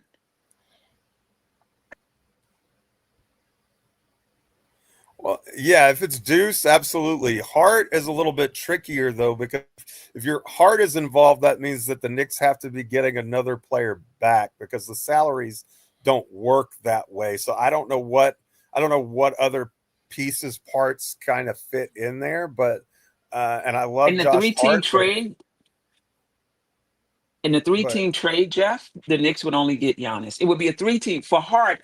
For Giannis and Hart is a three-team trade. For Giannis, I mean, excuse me, for Cat okay. and Hart is a three-team trade proposed Okay, by I haven't seen the Heavy.com. details of this, but if all we're Yeah. getting is Giannis, still, I kind of have to, I think it's kind of analogous to the Karl Anthony Towns trade the first time, right? Where we traded Randall and Dante DiVincenzo, both very good players, but you're acquiring the best player in the deal.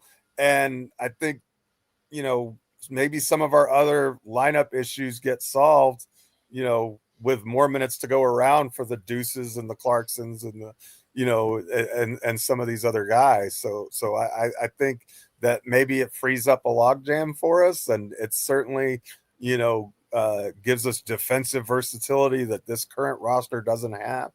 And it's still a dynamic offensive lineup because very few people in the game shoot the 2-point shot better than Giannis does. I mean, he's a 30-point a game scorer, and he's, I think, 60% effective field goal percentage or something like that. So, his free throw shooting leaves a lot to be desired, and so does his 3-point shooting. But I mean, the guy's one of the top 5 players in the league. That being said, I don't think it's happening this year under any circumstances, even if he did ask to be traded specifically to the Knicks. But, would I take him? Sure. Listen, if we're not gutting the roster, if we're just talking about 2 players, any 2 players, you know what I mean? And we're not gutting the roster, I'm bringing Giannis. I don't think I'm you a can do huge Jalen. We still need a lead guard. Like, we wouldn't have right, anybody. right, no, right, not Brunson. Correct. Listen. I'm a huge Josh Hart fan. I think he's underrated. I think once his minutes go to about 28 to 30, whether he starts or not, in my opinion, he's one of the best um, role players in the entire NBA. That's how I feel about him. If you can get Giannis for Towns and Hart, or you can get Giannis for Towns and McBride, as somebody said in the chat, and I'll get to the chat, yeah, I would drive them to Milwaukee myself. I mean, listen, we're high on McBride, and to the McBride clan, no disrespect, but in my opinion, McBride has a limited ceiling. I don't see him getting much better than he is right now. And maybe he proves me wrong. He is an undersized 2 guard who at least last year wasn't very efficient. He's a good point of attack defender, but he can't create for himself. He can't create for others. If his shot is not falling, basically you're just getting the defense. I think you can replace Miles McBride if he was to go in a trade. I think he's easily replaceable. So if you can get, and I like Towns too. I like Towns. I do have concerns about Giannis' lack of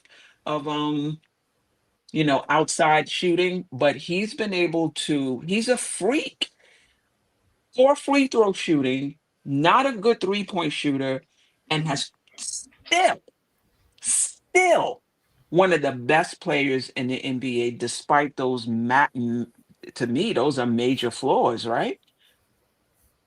He's one of the best to ever do it. And if the Knicks can do that for those two players, I wouldn't, I wouldn't, I wouldn't hesitate. And I do think him and Brunson would be a really good duo. Um, yeah, yeah. Ajay, Well, it's kind of hard to pass on Giannis Antetokounmpo. I mean, he's borderline generational talent. Um, and he's like in his prime, just like Carl Anthony Towns. So it would be kind of hard to pass up on such an offer. I like Carl Anthony Town, but Carl Anthony, he's a good center in the league, but he's not top 5 player in the league. You know what I'm saying? I think we could probably, if such a trade comes up and we're able to pull it off, um, I yes, I would be all for it. I don't, I mean, I'm more, I mean, losing Cat would be more of a thing for me than losing Josh Hart. Josh Hart to me is easily replaceable. And not that somebody's going to do exactly what he does, but somebody could fit in where you don't need as all the little thing that Josh Hart do, right? Um, yeah, losing Cat would be bad, but if the replacement is Giannis Antetokounmpo, yeah, you go for it. He's one of the best players in the NBA. He's been one of the best players in the NBA for like the last 5, 6, 7 years. So you can't go wrong with him. So it would be kind of hard to pass up on such a trade. and you would still have OG. I mean, just going by these two Yeah, proposed trades here, there have been still have, others yeah, you proposed. still have OG, you still have Mikal Bridges, you still have Jalen Brunson. Um, Yeah. yeah, so that's it's almost like a no brainer at this point. Yeah.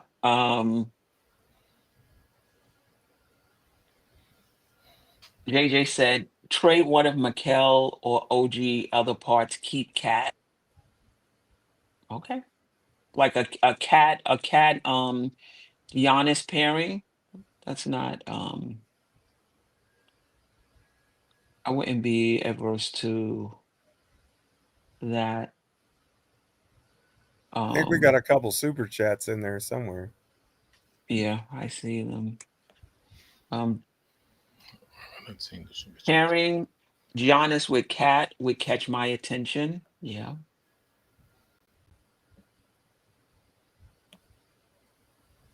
Yeah. I would I would do that. Um all right, let me see. Let me just go back to the ones that I starred. Easier to find. And if there's another super chat, if okay. On Dios NYK, appreciate you rocking with us. I really think he wants New York. Can you imagine him in New York? Masterpiece winning there? My God.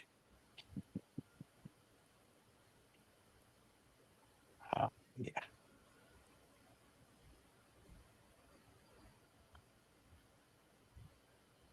Ryan from Still Nick fans. Even if Giannis even if Giannis said that he wanted to come to the Knicks, there's no guarantees because he doesn't have a no trade clause. Exactly. You hope the Bucks respect Giannis enough to honor his wishes, but they don't have to. They don't. They don't have to. Ivory 10, that's crazy. Josh and Deuce can kick rocks. Okay.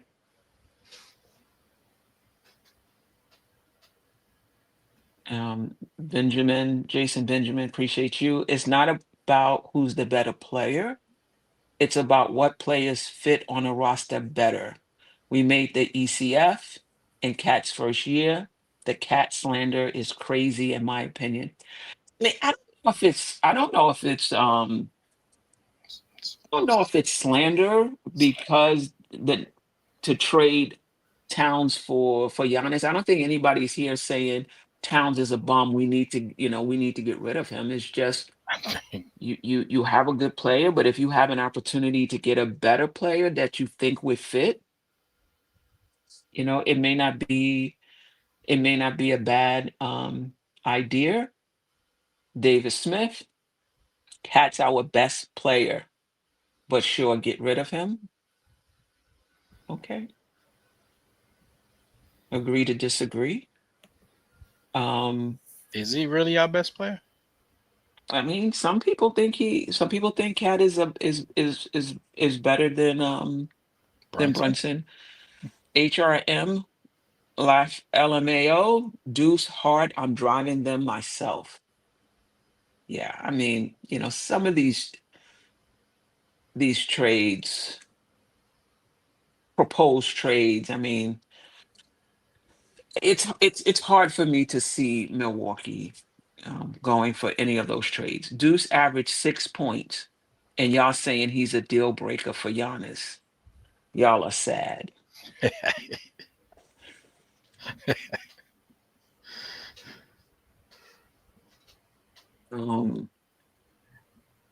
He's not a better rebounder than Cat Davis. I mean, listen, whenever you trade for a player, you may find, one area in which the player who's going out is better than the player that's coming in. But we're talking in totality, and as the other comment, was made, does it make the Knicks a better team?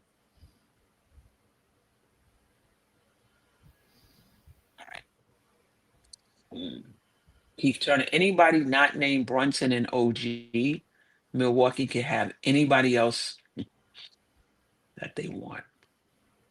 All right. Okay. Here's Paris Duggar. Deuce and JB will only exchange baskets because no D. I don't know if I get that one.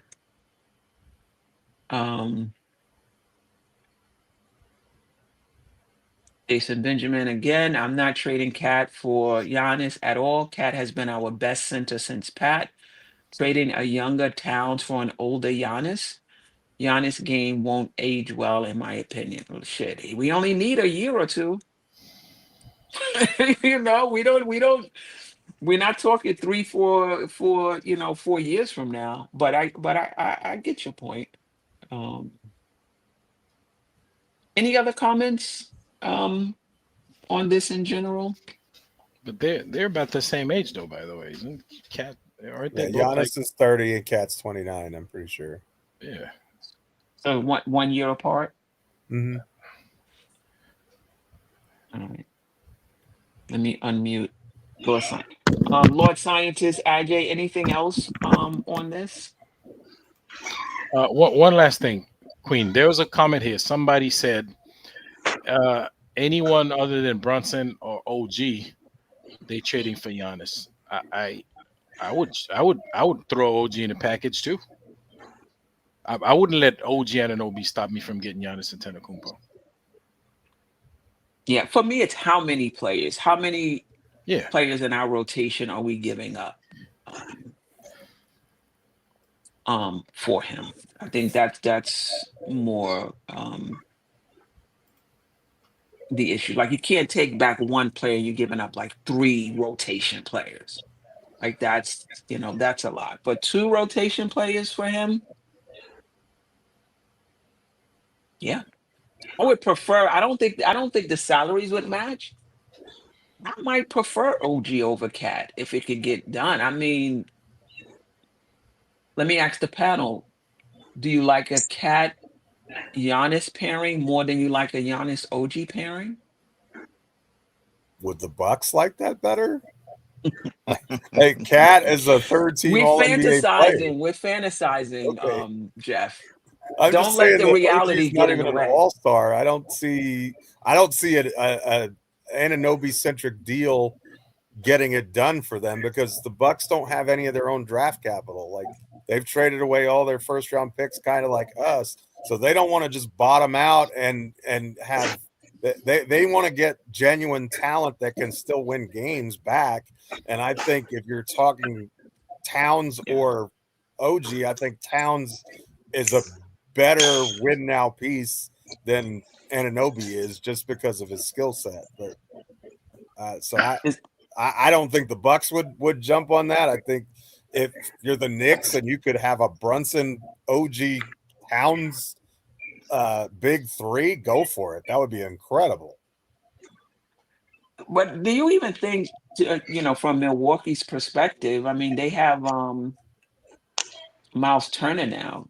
Would they even see Towns and Turner as a good fit? Maybe not, but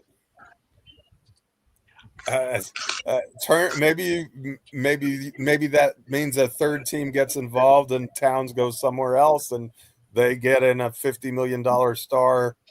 I'm just going to throw a name out there, like a Devin Booker type, somebody who's making a lot of money. I'm just, you know what I mean? And then, Yeah. That's entirely possible.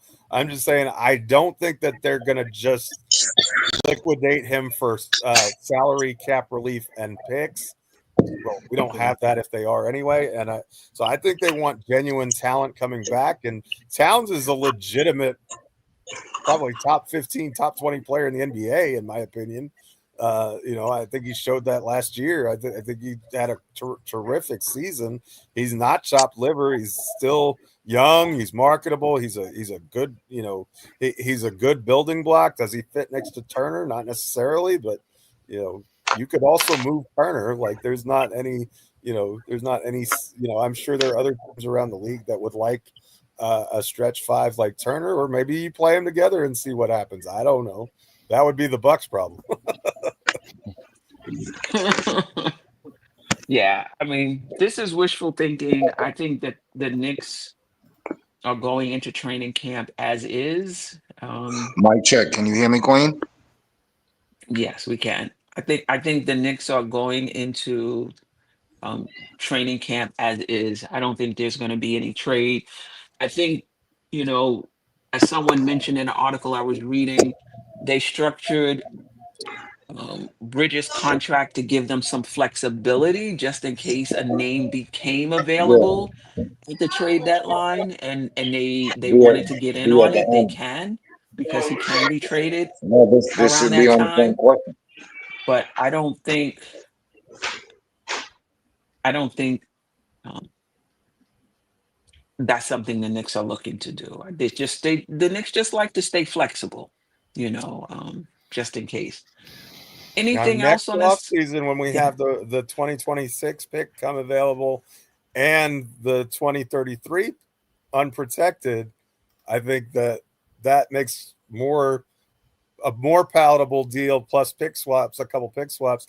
That makes a deal more palatable with some of your, like the Bridges and the OG, type package with a bunch of draft capital. That makes that world a little bit still like a 5% or less chance. I'm not saying this is, but it gets you closer to real value, in my opinion. Mhm. Next offseason. Yeah. Keith Turner, Giannis is still in his prime. Like, what are these people even talking about? Randu 1973. Giannis has a ring and he averages 30 a game and he's a great defender. Hell yeah, he can come to the Knicks, and passing ability as well, and rebound. And you never know. I mean, I think his shot blocking is maybe down a little bit, but you never know what going to another team and getting a fresh start and having a chance to, you have an opportunity to win a championship. You never know what that does to. Having better talent around you, like Hey, And yeah, hold on. Yeah. Yeah, and having better talent around you. Yeah. All right. We're about to get out of here. Somebody said Ajay is feeling spicy. Why? Why? I don't know. Uh, That was earlier.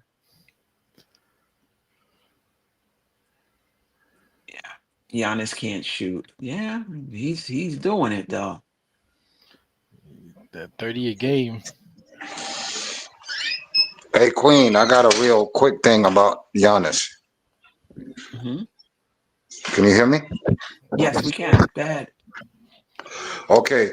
Um, to Jeff's point, to me, like using Milwaukee in the scenario, Milwaukee would be more inclined to accept Cat. Why? Because they can build around Cat. You know, Cat being the prolific player that he is, one of the best shooting bigs in the league. It's a lot easier for Milwaukee to kind of formulate stuff around Cat than OG. You feel what I'm saying? Especially um, accounting for a dude that they got in Milwaukee. So when I'm looking at it from Milwaukee's point of view, Cat is a given to switch for Giannis. You can arguably say Cat would be number two behind Giannis in the East. Because if you take Giannis out, who's number one in the East when you're talking about a center? It's going to be Cat. So, just looking at it from the East Coast point of view, switching Giannis for Cat from Milwaukee is still something good. They're getting something tangibly excellent with Cat. With OG and everybody else, it depends on the players. If Milwaukee's getting three substantial players, then they're going to be inclined to try to say, like you said, OG, Josh, then Deuce, or Tyler Kolek, which is potentially an upcoming guard. That might be sweet enough for them. But to me, Cat is a given. Like if you can keep, back to my point, if you can keep the core of this team together and you switch Cat for Giannis and you can still keep Deuce, listen, there's no ifs, ands, buts about it. There's nothing in the East that could stop us. It's Lord just when you start, scientist. Oh, sorry. Go ahead. Finish. yeah, just to me, if you get rid of OG, Josh, and Mitch, like listen, there's nobody, I don't care East Coast or West Coast, there's nobody that does what the Block Ness Monster does. Shout out to Mitchell Robinson. I hope he listens to this thing because I'm gonna send it to him on thing. But yeah, listen, there's nobody who can do the things, the intangible things that Mitchell Robinson does. Y'all could, I mean, not y'all, but the chat could say what they want. Listen, Mitch showed you in the Boston game. He went from 5 to 4 to 3 to 2 to 1. He was waiting on Tatum. He clapped his hands on Tatum. Come on, bring it. So ain't nobody doing what Mitch do. I can't let Mitch go. Not But Mitch. this is my question to you, Lord Scientist. Are you overlooking the injury history? Because I think when people talk about Mitch, if we were talking about a healthy Mitch who played 70 games a year, I would agree with you. But I think when people talk about Mitch and not trading him and paying him $20 million a year or whatever, it seems like everybody forgets about the injury history and that over the last 3 years, you can argue that he didn't even earn that money because he was injured so much. So what's your thoughts about the injury history? Is that something you're just ignoring and feel like the Knicks No, should just pay him regardless? no, I'm not ignoring Mitch's injury history. Here's my two factors for Mitch injury. Number one, Mitch was already back the year before last. Embiid caused Mitch to be in the position that he was in. I'm not going to negate that. I'm not going to forget that. The other injuries that Mitchell sustained, potentially, for the Tibbs haters, you can blame it on Tibbs. So I look at it different. I look at it if Mitch has the right amount of minutes where he's not overexerting himself, he's going to be healthy. He's never played more than 26 minutes. So I'm not sure where the overexertion, like he's playing 38, 40. He's never played more than 26, 27 minutes in his career. Salute, Yeah, but Quiet Money. Appreciate you. salute quiet money. What I'm saying is Mitch played under Tibbs back-to-back games. Mitch was the starter. Okay. Yes, he played 26 minutes, but with Tibbs, he was kind of at certain times. There was times when Mitch shouldn't have been in the game with Tibbs. I can acknowledge that back 2 years, 3 years ago. So that's how I'm kind of viewing it. I'm viewing it in already the proven track record of when Tibbs was coaching and how he had Mitch. Because listen, when Mitch came back with iHeart, listen, Mitch was dominant. Before iHeart, Mitch was dominant in our first playoff thing against the Cleveland Cavaliers with the way he handled both of them two dudes from Cleveland. Listen, Mitch, Mitch needs is the right amount of minutes, the proper rest, and he will be fine through the year. That's my opinion now. You know what I mean? Because listen, you trade if you can tell me a center that doesn't score but can do what Mitch does, then you can convince me to trade him. They may not be Other able than to do that, what Mitch does, but they may be on the floor more. So, for example, let's say Mitch is on a scale of 1 to 10, Mitch is a 95, but he plays 35 minutes a game. And there's another center who's 80, but they play 78 minutes games a year. So you might not be able to find a player who does what Mitch does, but they're more available. That might be knowing a player is going to be available might be a good enough trade-off. For me it is. For me it is. I love what Mitch does, but the injury history is not enough for me to plop down $20 million hoping that we can get what he does for 80 million. I mean, excuse me, for even 65 games a year. Like I'm not paying money for the mystery box, in my see opinion. me, see me, Mitch. If Mitch can get 60 or 65 games a year and he's not injured, once he gets to the 65th game, he need not to play no more to the playoffs. That's me. Listen, listen. You can't have a player that you're giving $20 million a year or whatever it is. I don't care if it's Cat, I don't care if it's OG, I don't care if it's where you have to keep them in bubble wrap and you got to manage their minutes. And when they get to 65, you can't play them anymore. I mean, to me, that's just a bit too much. That's just me. But Jeff, Ajay, just your thoughts on it. And when David Smith said, when is the last time he played 65 games? It's been a minute.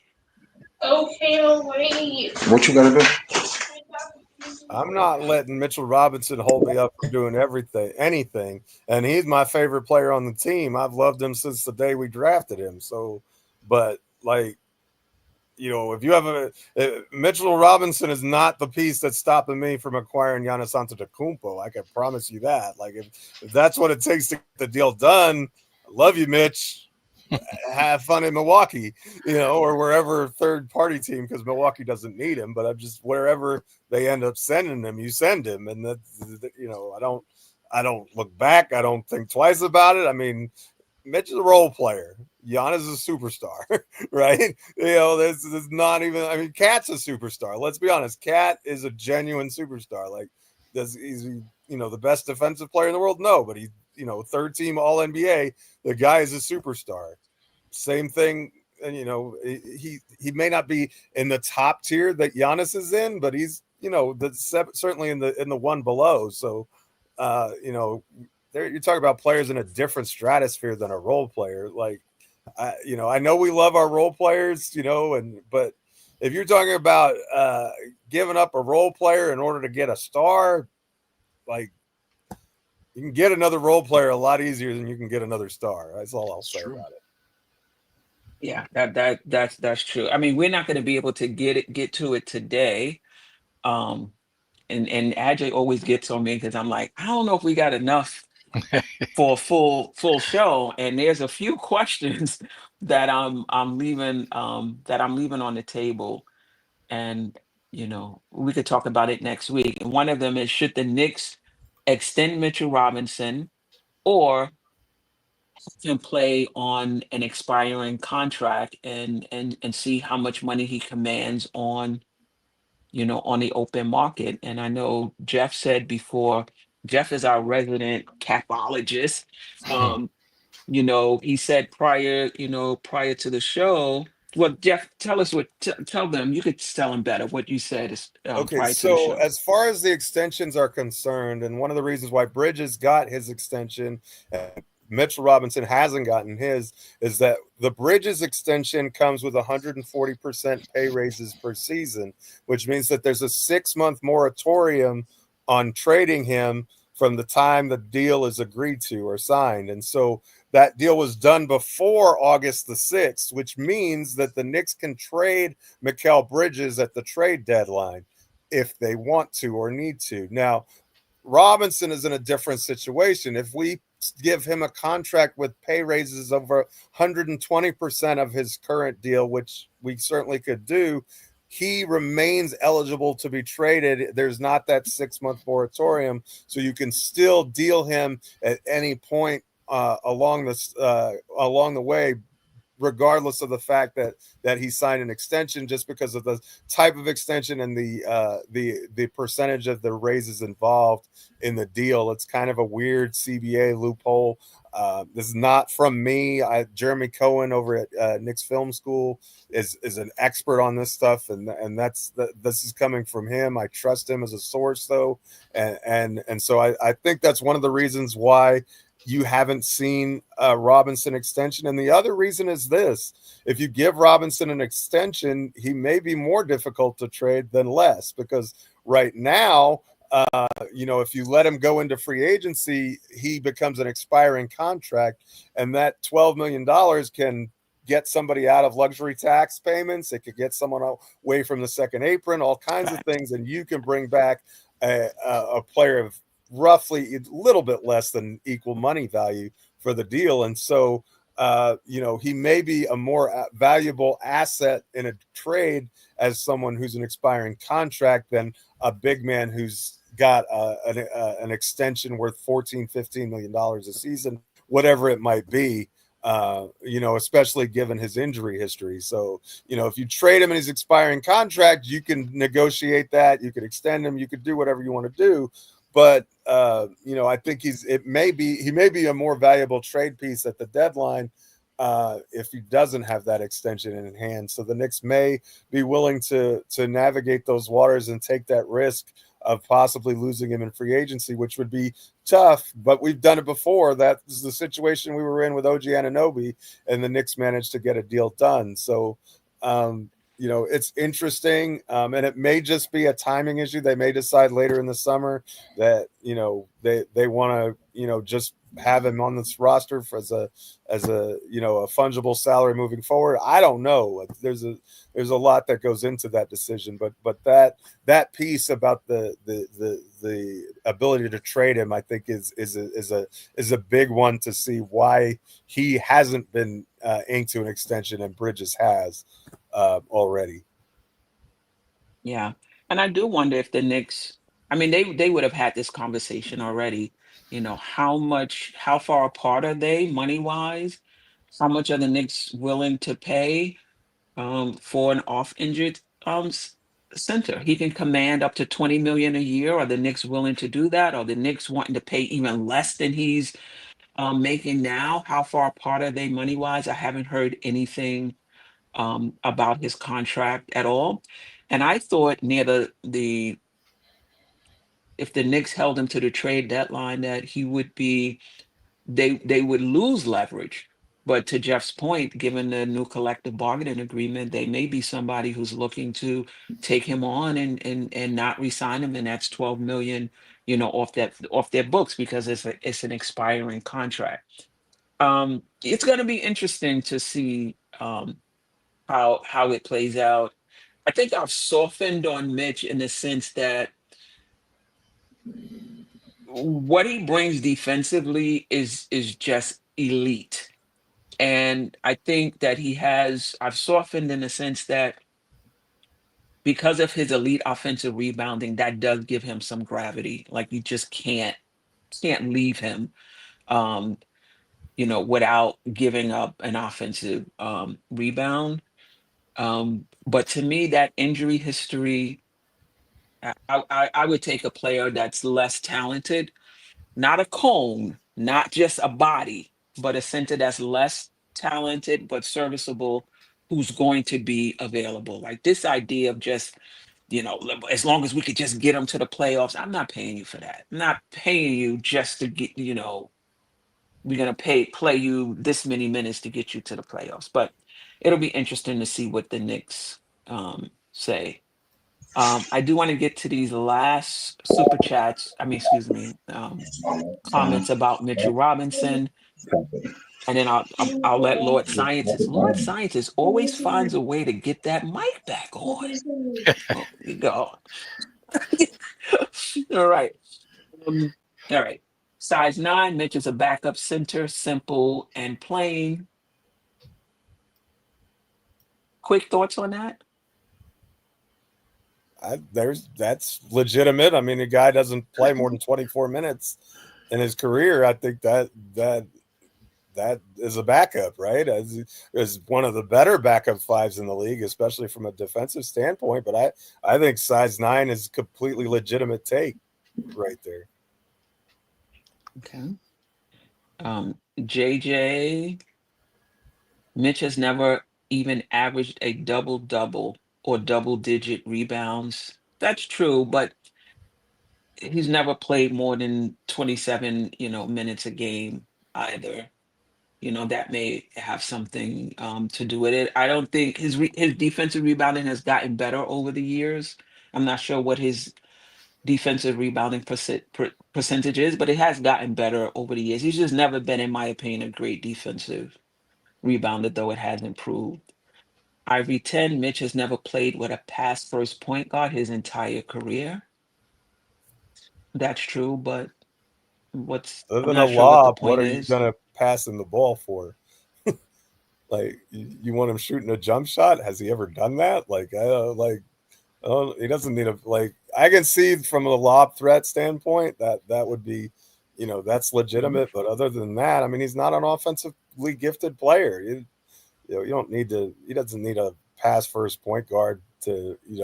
We don't need to unlock Mitchell Robinson's offense. He is what he is on that end of the floor. You take what you can get with the putbacks and the dunks and the solid screens that he sets, and you go from there. But I don't think a pass first point guard is going to be turning him into the second coming of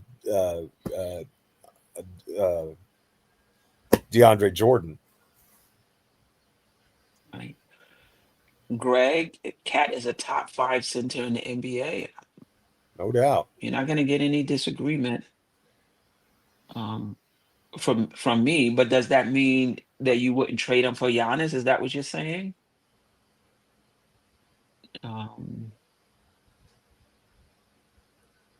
JJ said, I trade both OG and Mikal before I trade Cat, but that's just me. Wow. OG and Mikal. So you really like the prospect of a Cat Giannis pairing, right? I mean, Where's Cat, the wing defense though? You get rid of OG and McCollum. I Giannis, and mean, Brunson. Giannis is a good defender, but that's is really weak wing defense for moving forward. I don't know if that's a better option or not, JJ. Interesting thought exercise, though. But I mean, would you go out and just get some run of the mill forwards Yeah, 3 to and D play? wings. But what are you getting them with, right? Like, you make that deal, you're still talking about second apron teams. Anybody that you get for a 3 and D wing at a veteran minimum is going to be a highly flawed player. You know what I mean? Those are two $50 million players. Yeah. Right? Cat and That's true. That's true. You might be getting and someone Giannis. back in the deal, someone else back in the deal. You're right. No, I'm saying that you're not gonna have a lot of money left to, $250 million. Their salaries is only off by $1 million. It's not like you got to put so many other players in the trade to make it work. He clarified, by the Sherwin. way, he didn't mean trade both of them. He said he would trade either one. Okay. Towns. All right. Just Mitch is the best help defender in the NBA. You're not going to get any argument from me when it. Oh, I didn't put it up. Sherwin, Mitch is the best help defender in the NBA. You're not going to get any pushback from me on Mitch on the defensive end. For me, it's just the offense, which I'm not even worried about too much more given 24 minutes. And to me, I see Cat as the starting five and Mitch as the backup. So I'm not really that hung up on Mitch even offensively at this point. But injury wise, you got to factor that in. Like the Mitch plan. You got to factor in the injury. All right. Every 10 more doesn't mean better. Lots of people have daily podcasts, but it's not as good as Queen's Weekly. Boom. But that's because of Ajay and Jeff and Jarrell when he's here leveling up the show. And then Lord Scientist, our guest, sometimes it's Jay Boogie, sometimes it's delusional. They really help to level out the show. Because I got to be honest, some weeks I just don't have it. I just don't. Like even today, I was like, should I cancel the show? I don't have it. And it's 2.5 turning out all hours right. later. Right. You had it the whole time. Let me read this, then I'm going to put Lord Scientist back on because I'm sure he has some last words about Mitch before we get out of here.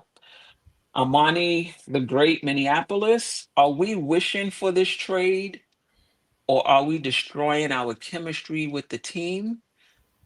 We have what we need, a piece here, a piece there, and keep moving forward. I don't disagree. I just feel like if that opportunity presents itself, you just got to take a look at it. But I don't disagree with you. The Knicks are close. The Knicks are close. 6 more wins. As is. The Knicks are close. All right. Let me unmute Lord Scientist. As we get to last words before we get out of here. All right. Any last words? Okay, mic check 1 2 1 2. So this is last words, right? Yes. First Yes, and foremost, salute to you, Queen, for creating a platform where we can dialogue and vibe. Like you said, it's like the beauty shop, the barber shop. You know what I'm saying? This platform is magnificent. Shout out to Tony Crow. Your Black is Tony Time. Crow, my guest. Shout out to Sim, for even causing me to know who you are.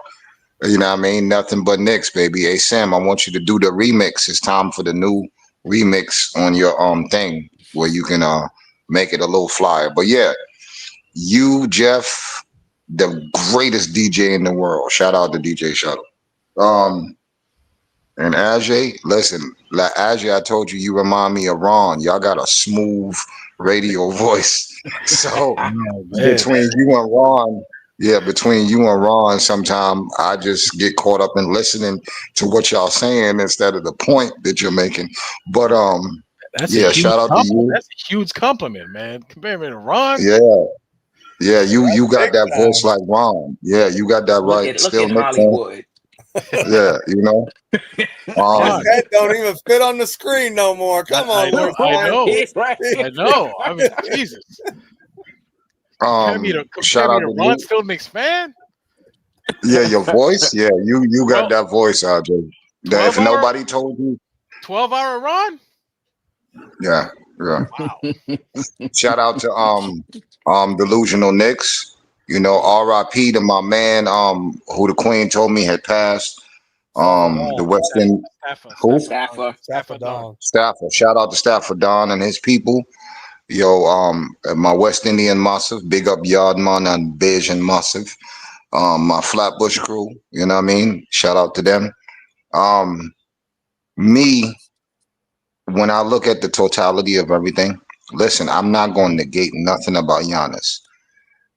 In all intents and purposes, yeah, we need Giannis. It's just when you're talking about taking away the core elements that we've established, we're talking about cohesion. We're talking about, what we have built to break away blocks from a foundation that has already been established is where my issue falls in at. Again, if we're going to say what we're going to say until Cat wins the ring, if Cat wins the ring with the Knicks, then we can make another argument with Cat and Giannis who's number one and who's number two. But to me, if we're going to get Giannis, Cat has to go. Idealistically, it would be magnificent if we could have Cat and Giannis. That's not reality because the numbers are not going to make it happen. So me, as a Knicks fan, I would say stay put. Stay with what we got. We've already achieved what we achieved with Thibodeau.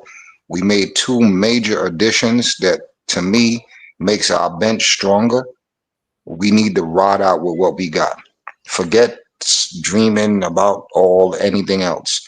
We already have established a core in what we need to do for the Knicks. The chemistry is there. The talent is there. To me, the Knicks potentially, especially if we win the championship, other teams are going to try to follow suit to what we're doing, just like how teams tried to follow Boston. So, to me, keep it put, keep it where it's at. Let's go ahead and rock out. Let's see what Mike Brown can do to enhance the talent that we already have. Um, to me, we fell short last year against Indiana. We did good, not good, not bad enough that Tibbs should have been fired. But hey, I understand the overall sense of it.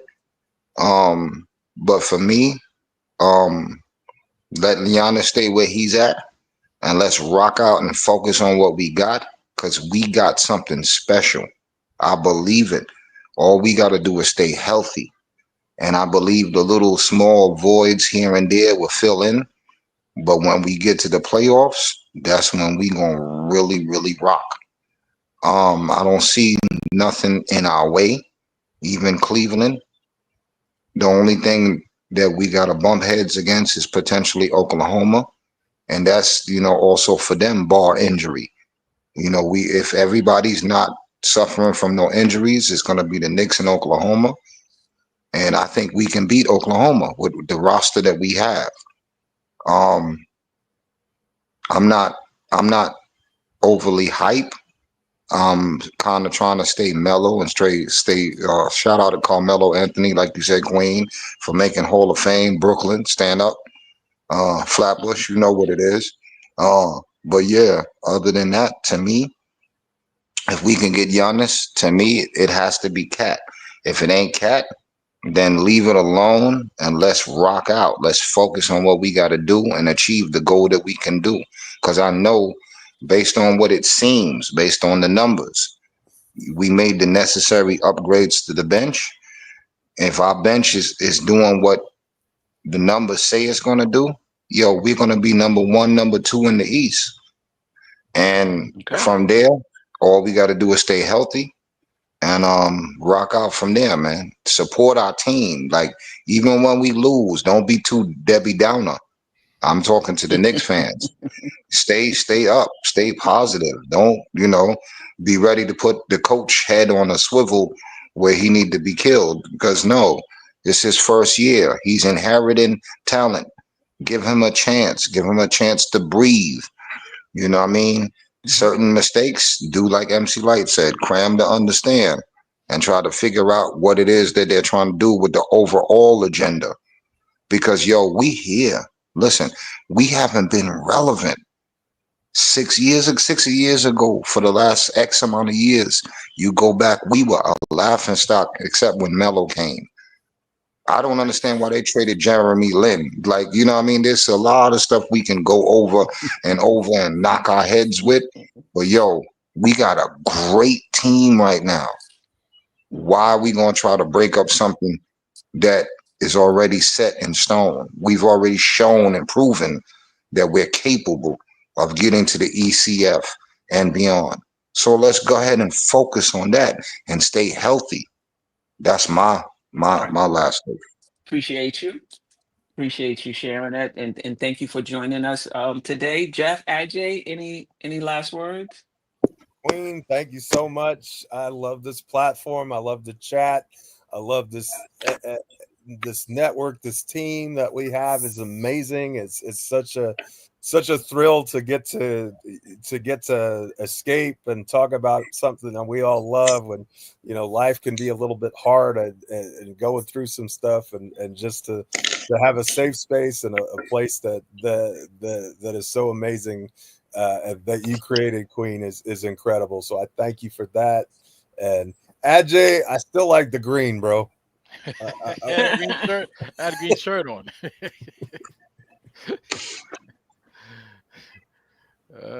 Any last words, Ajay? Are you good? Queen, always happy to be here, man. Like another short show that we ain't no dog days of summer, blah blah blah, like, and all that good stuff. Here we go, 2.5 hours in, and we like skimming because we trying to rush to get out of here because there's so much to talk about. You pushing stuff off for next show. It's true. So It is definitely true. Lord Scientist, I appreciate you. Jeff, you already know. Ajay, Jarrell, when he's here, you guys make this channel possible, level up the you know, the the show with your takes. Jeff has become pretty much our capologist. Wherever you get your information from, it brings value to the show. And Ajay, Hollywood, Hulk, Green Lantern, whatever you want to call him. Um, just his no nonsense takes, man. I appreciate you, Jeff. The schedule should be coming out mid-August, and we'll get together and see, when I'll be coming to Texas so we can, meet in person. I am so looking forward to If that. Ajay And doesn't have then the massive full-size printout, I don't want to talk about it. and He then, always come in with that piece of paper that he printed, and it's got and, like all the games. He's like, no, I got that's my favorite thing. and he get it printed in color too. Yeah.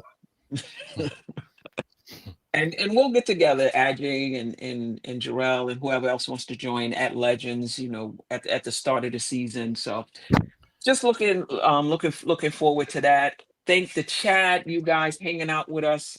To me, like I said, Ajay disagrees. The dog days of content creation. He's next like 4 or 5 weeks. Um, I'll be away for 2 weeks in early September, and so Ajay will be hosting, and I'm sure Jeff will show up for him and Jarrell. If I can pop on, I will. I doubt it. Um, but I will. I'm in Georgia. My internet held up a little bit today, right? I wasn't too fuzzy, or the audio Better than didn't clip mine. I out. lost mine 4 times. I got to get through 2 more shows before I get back to New York. Replay gang, I appreciate you. And the silent listeners, I appreciate you as well. Next week, family, same time, 9 o'clock. Appreciate you. Ajay, take us on out. Take us out. Peace.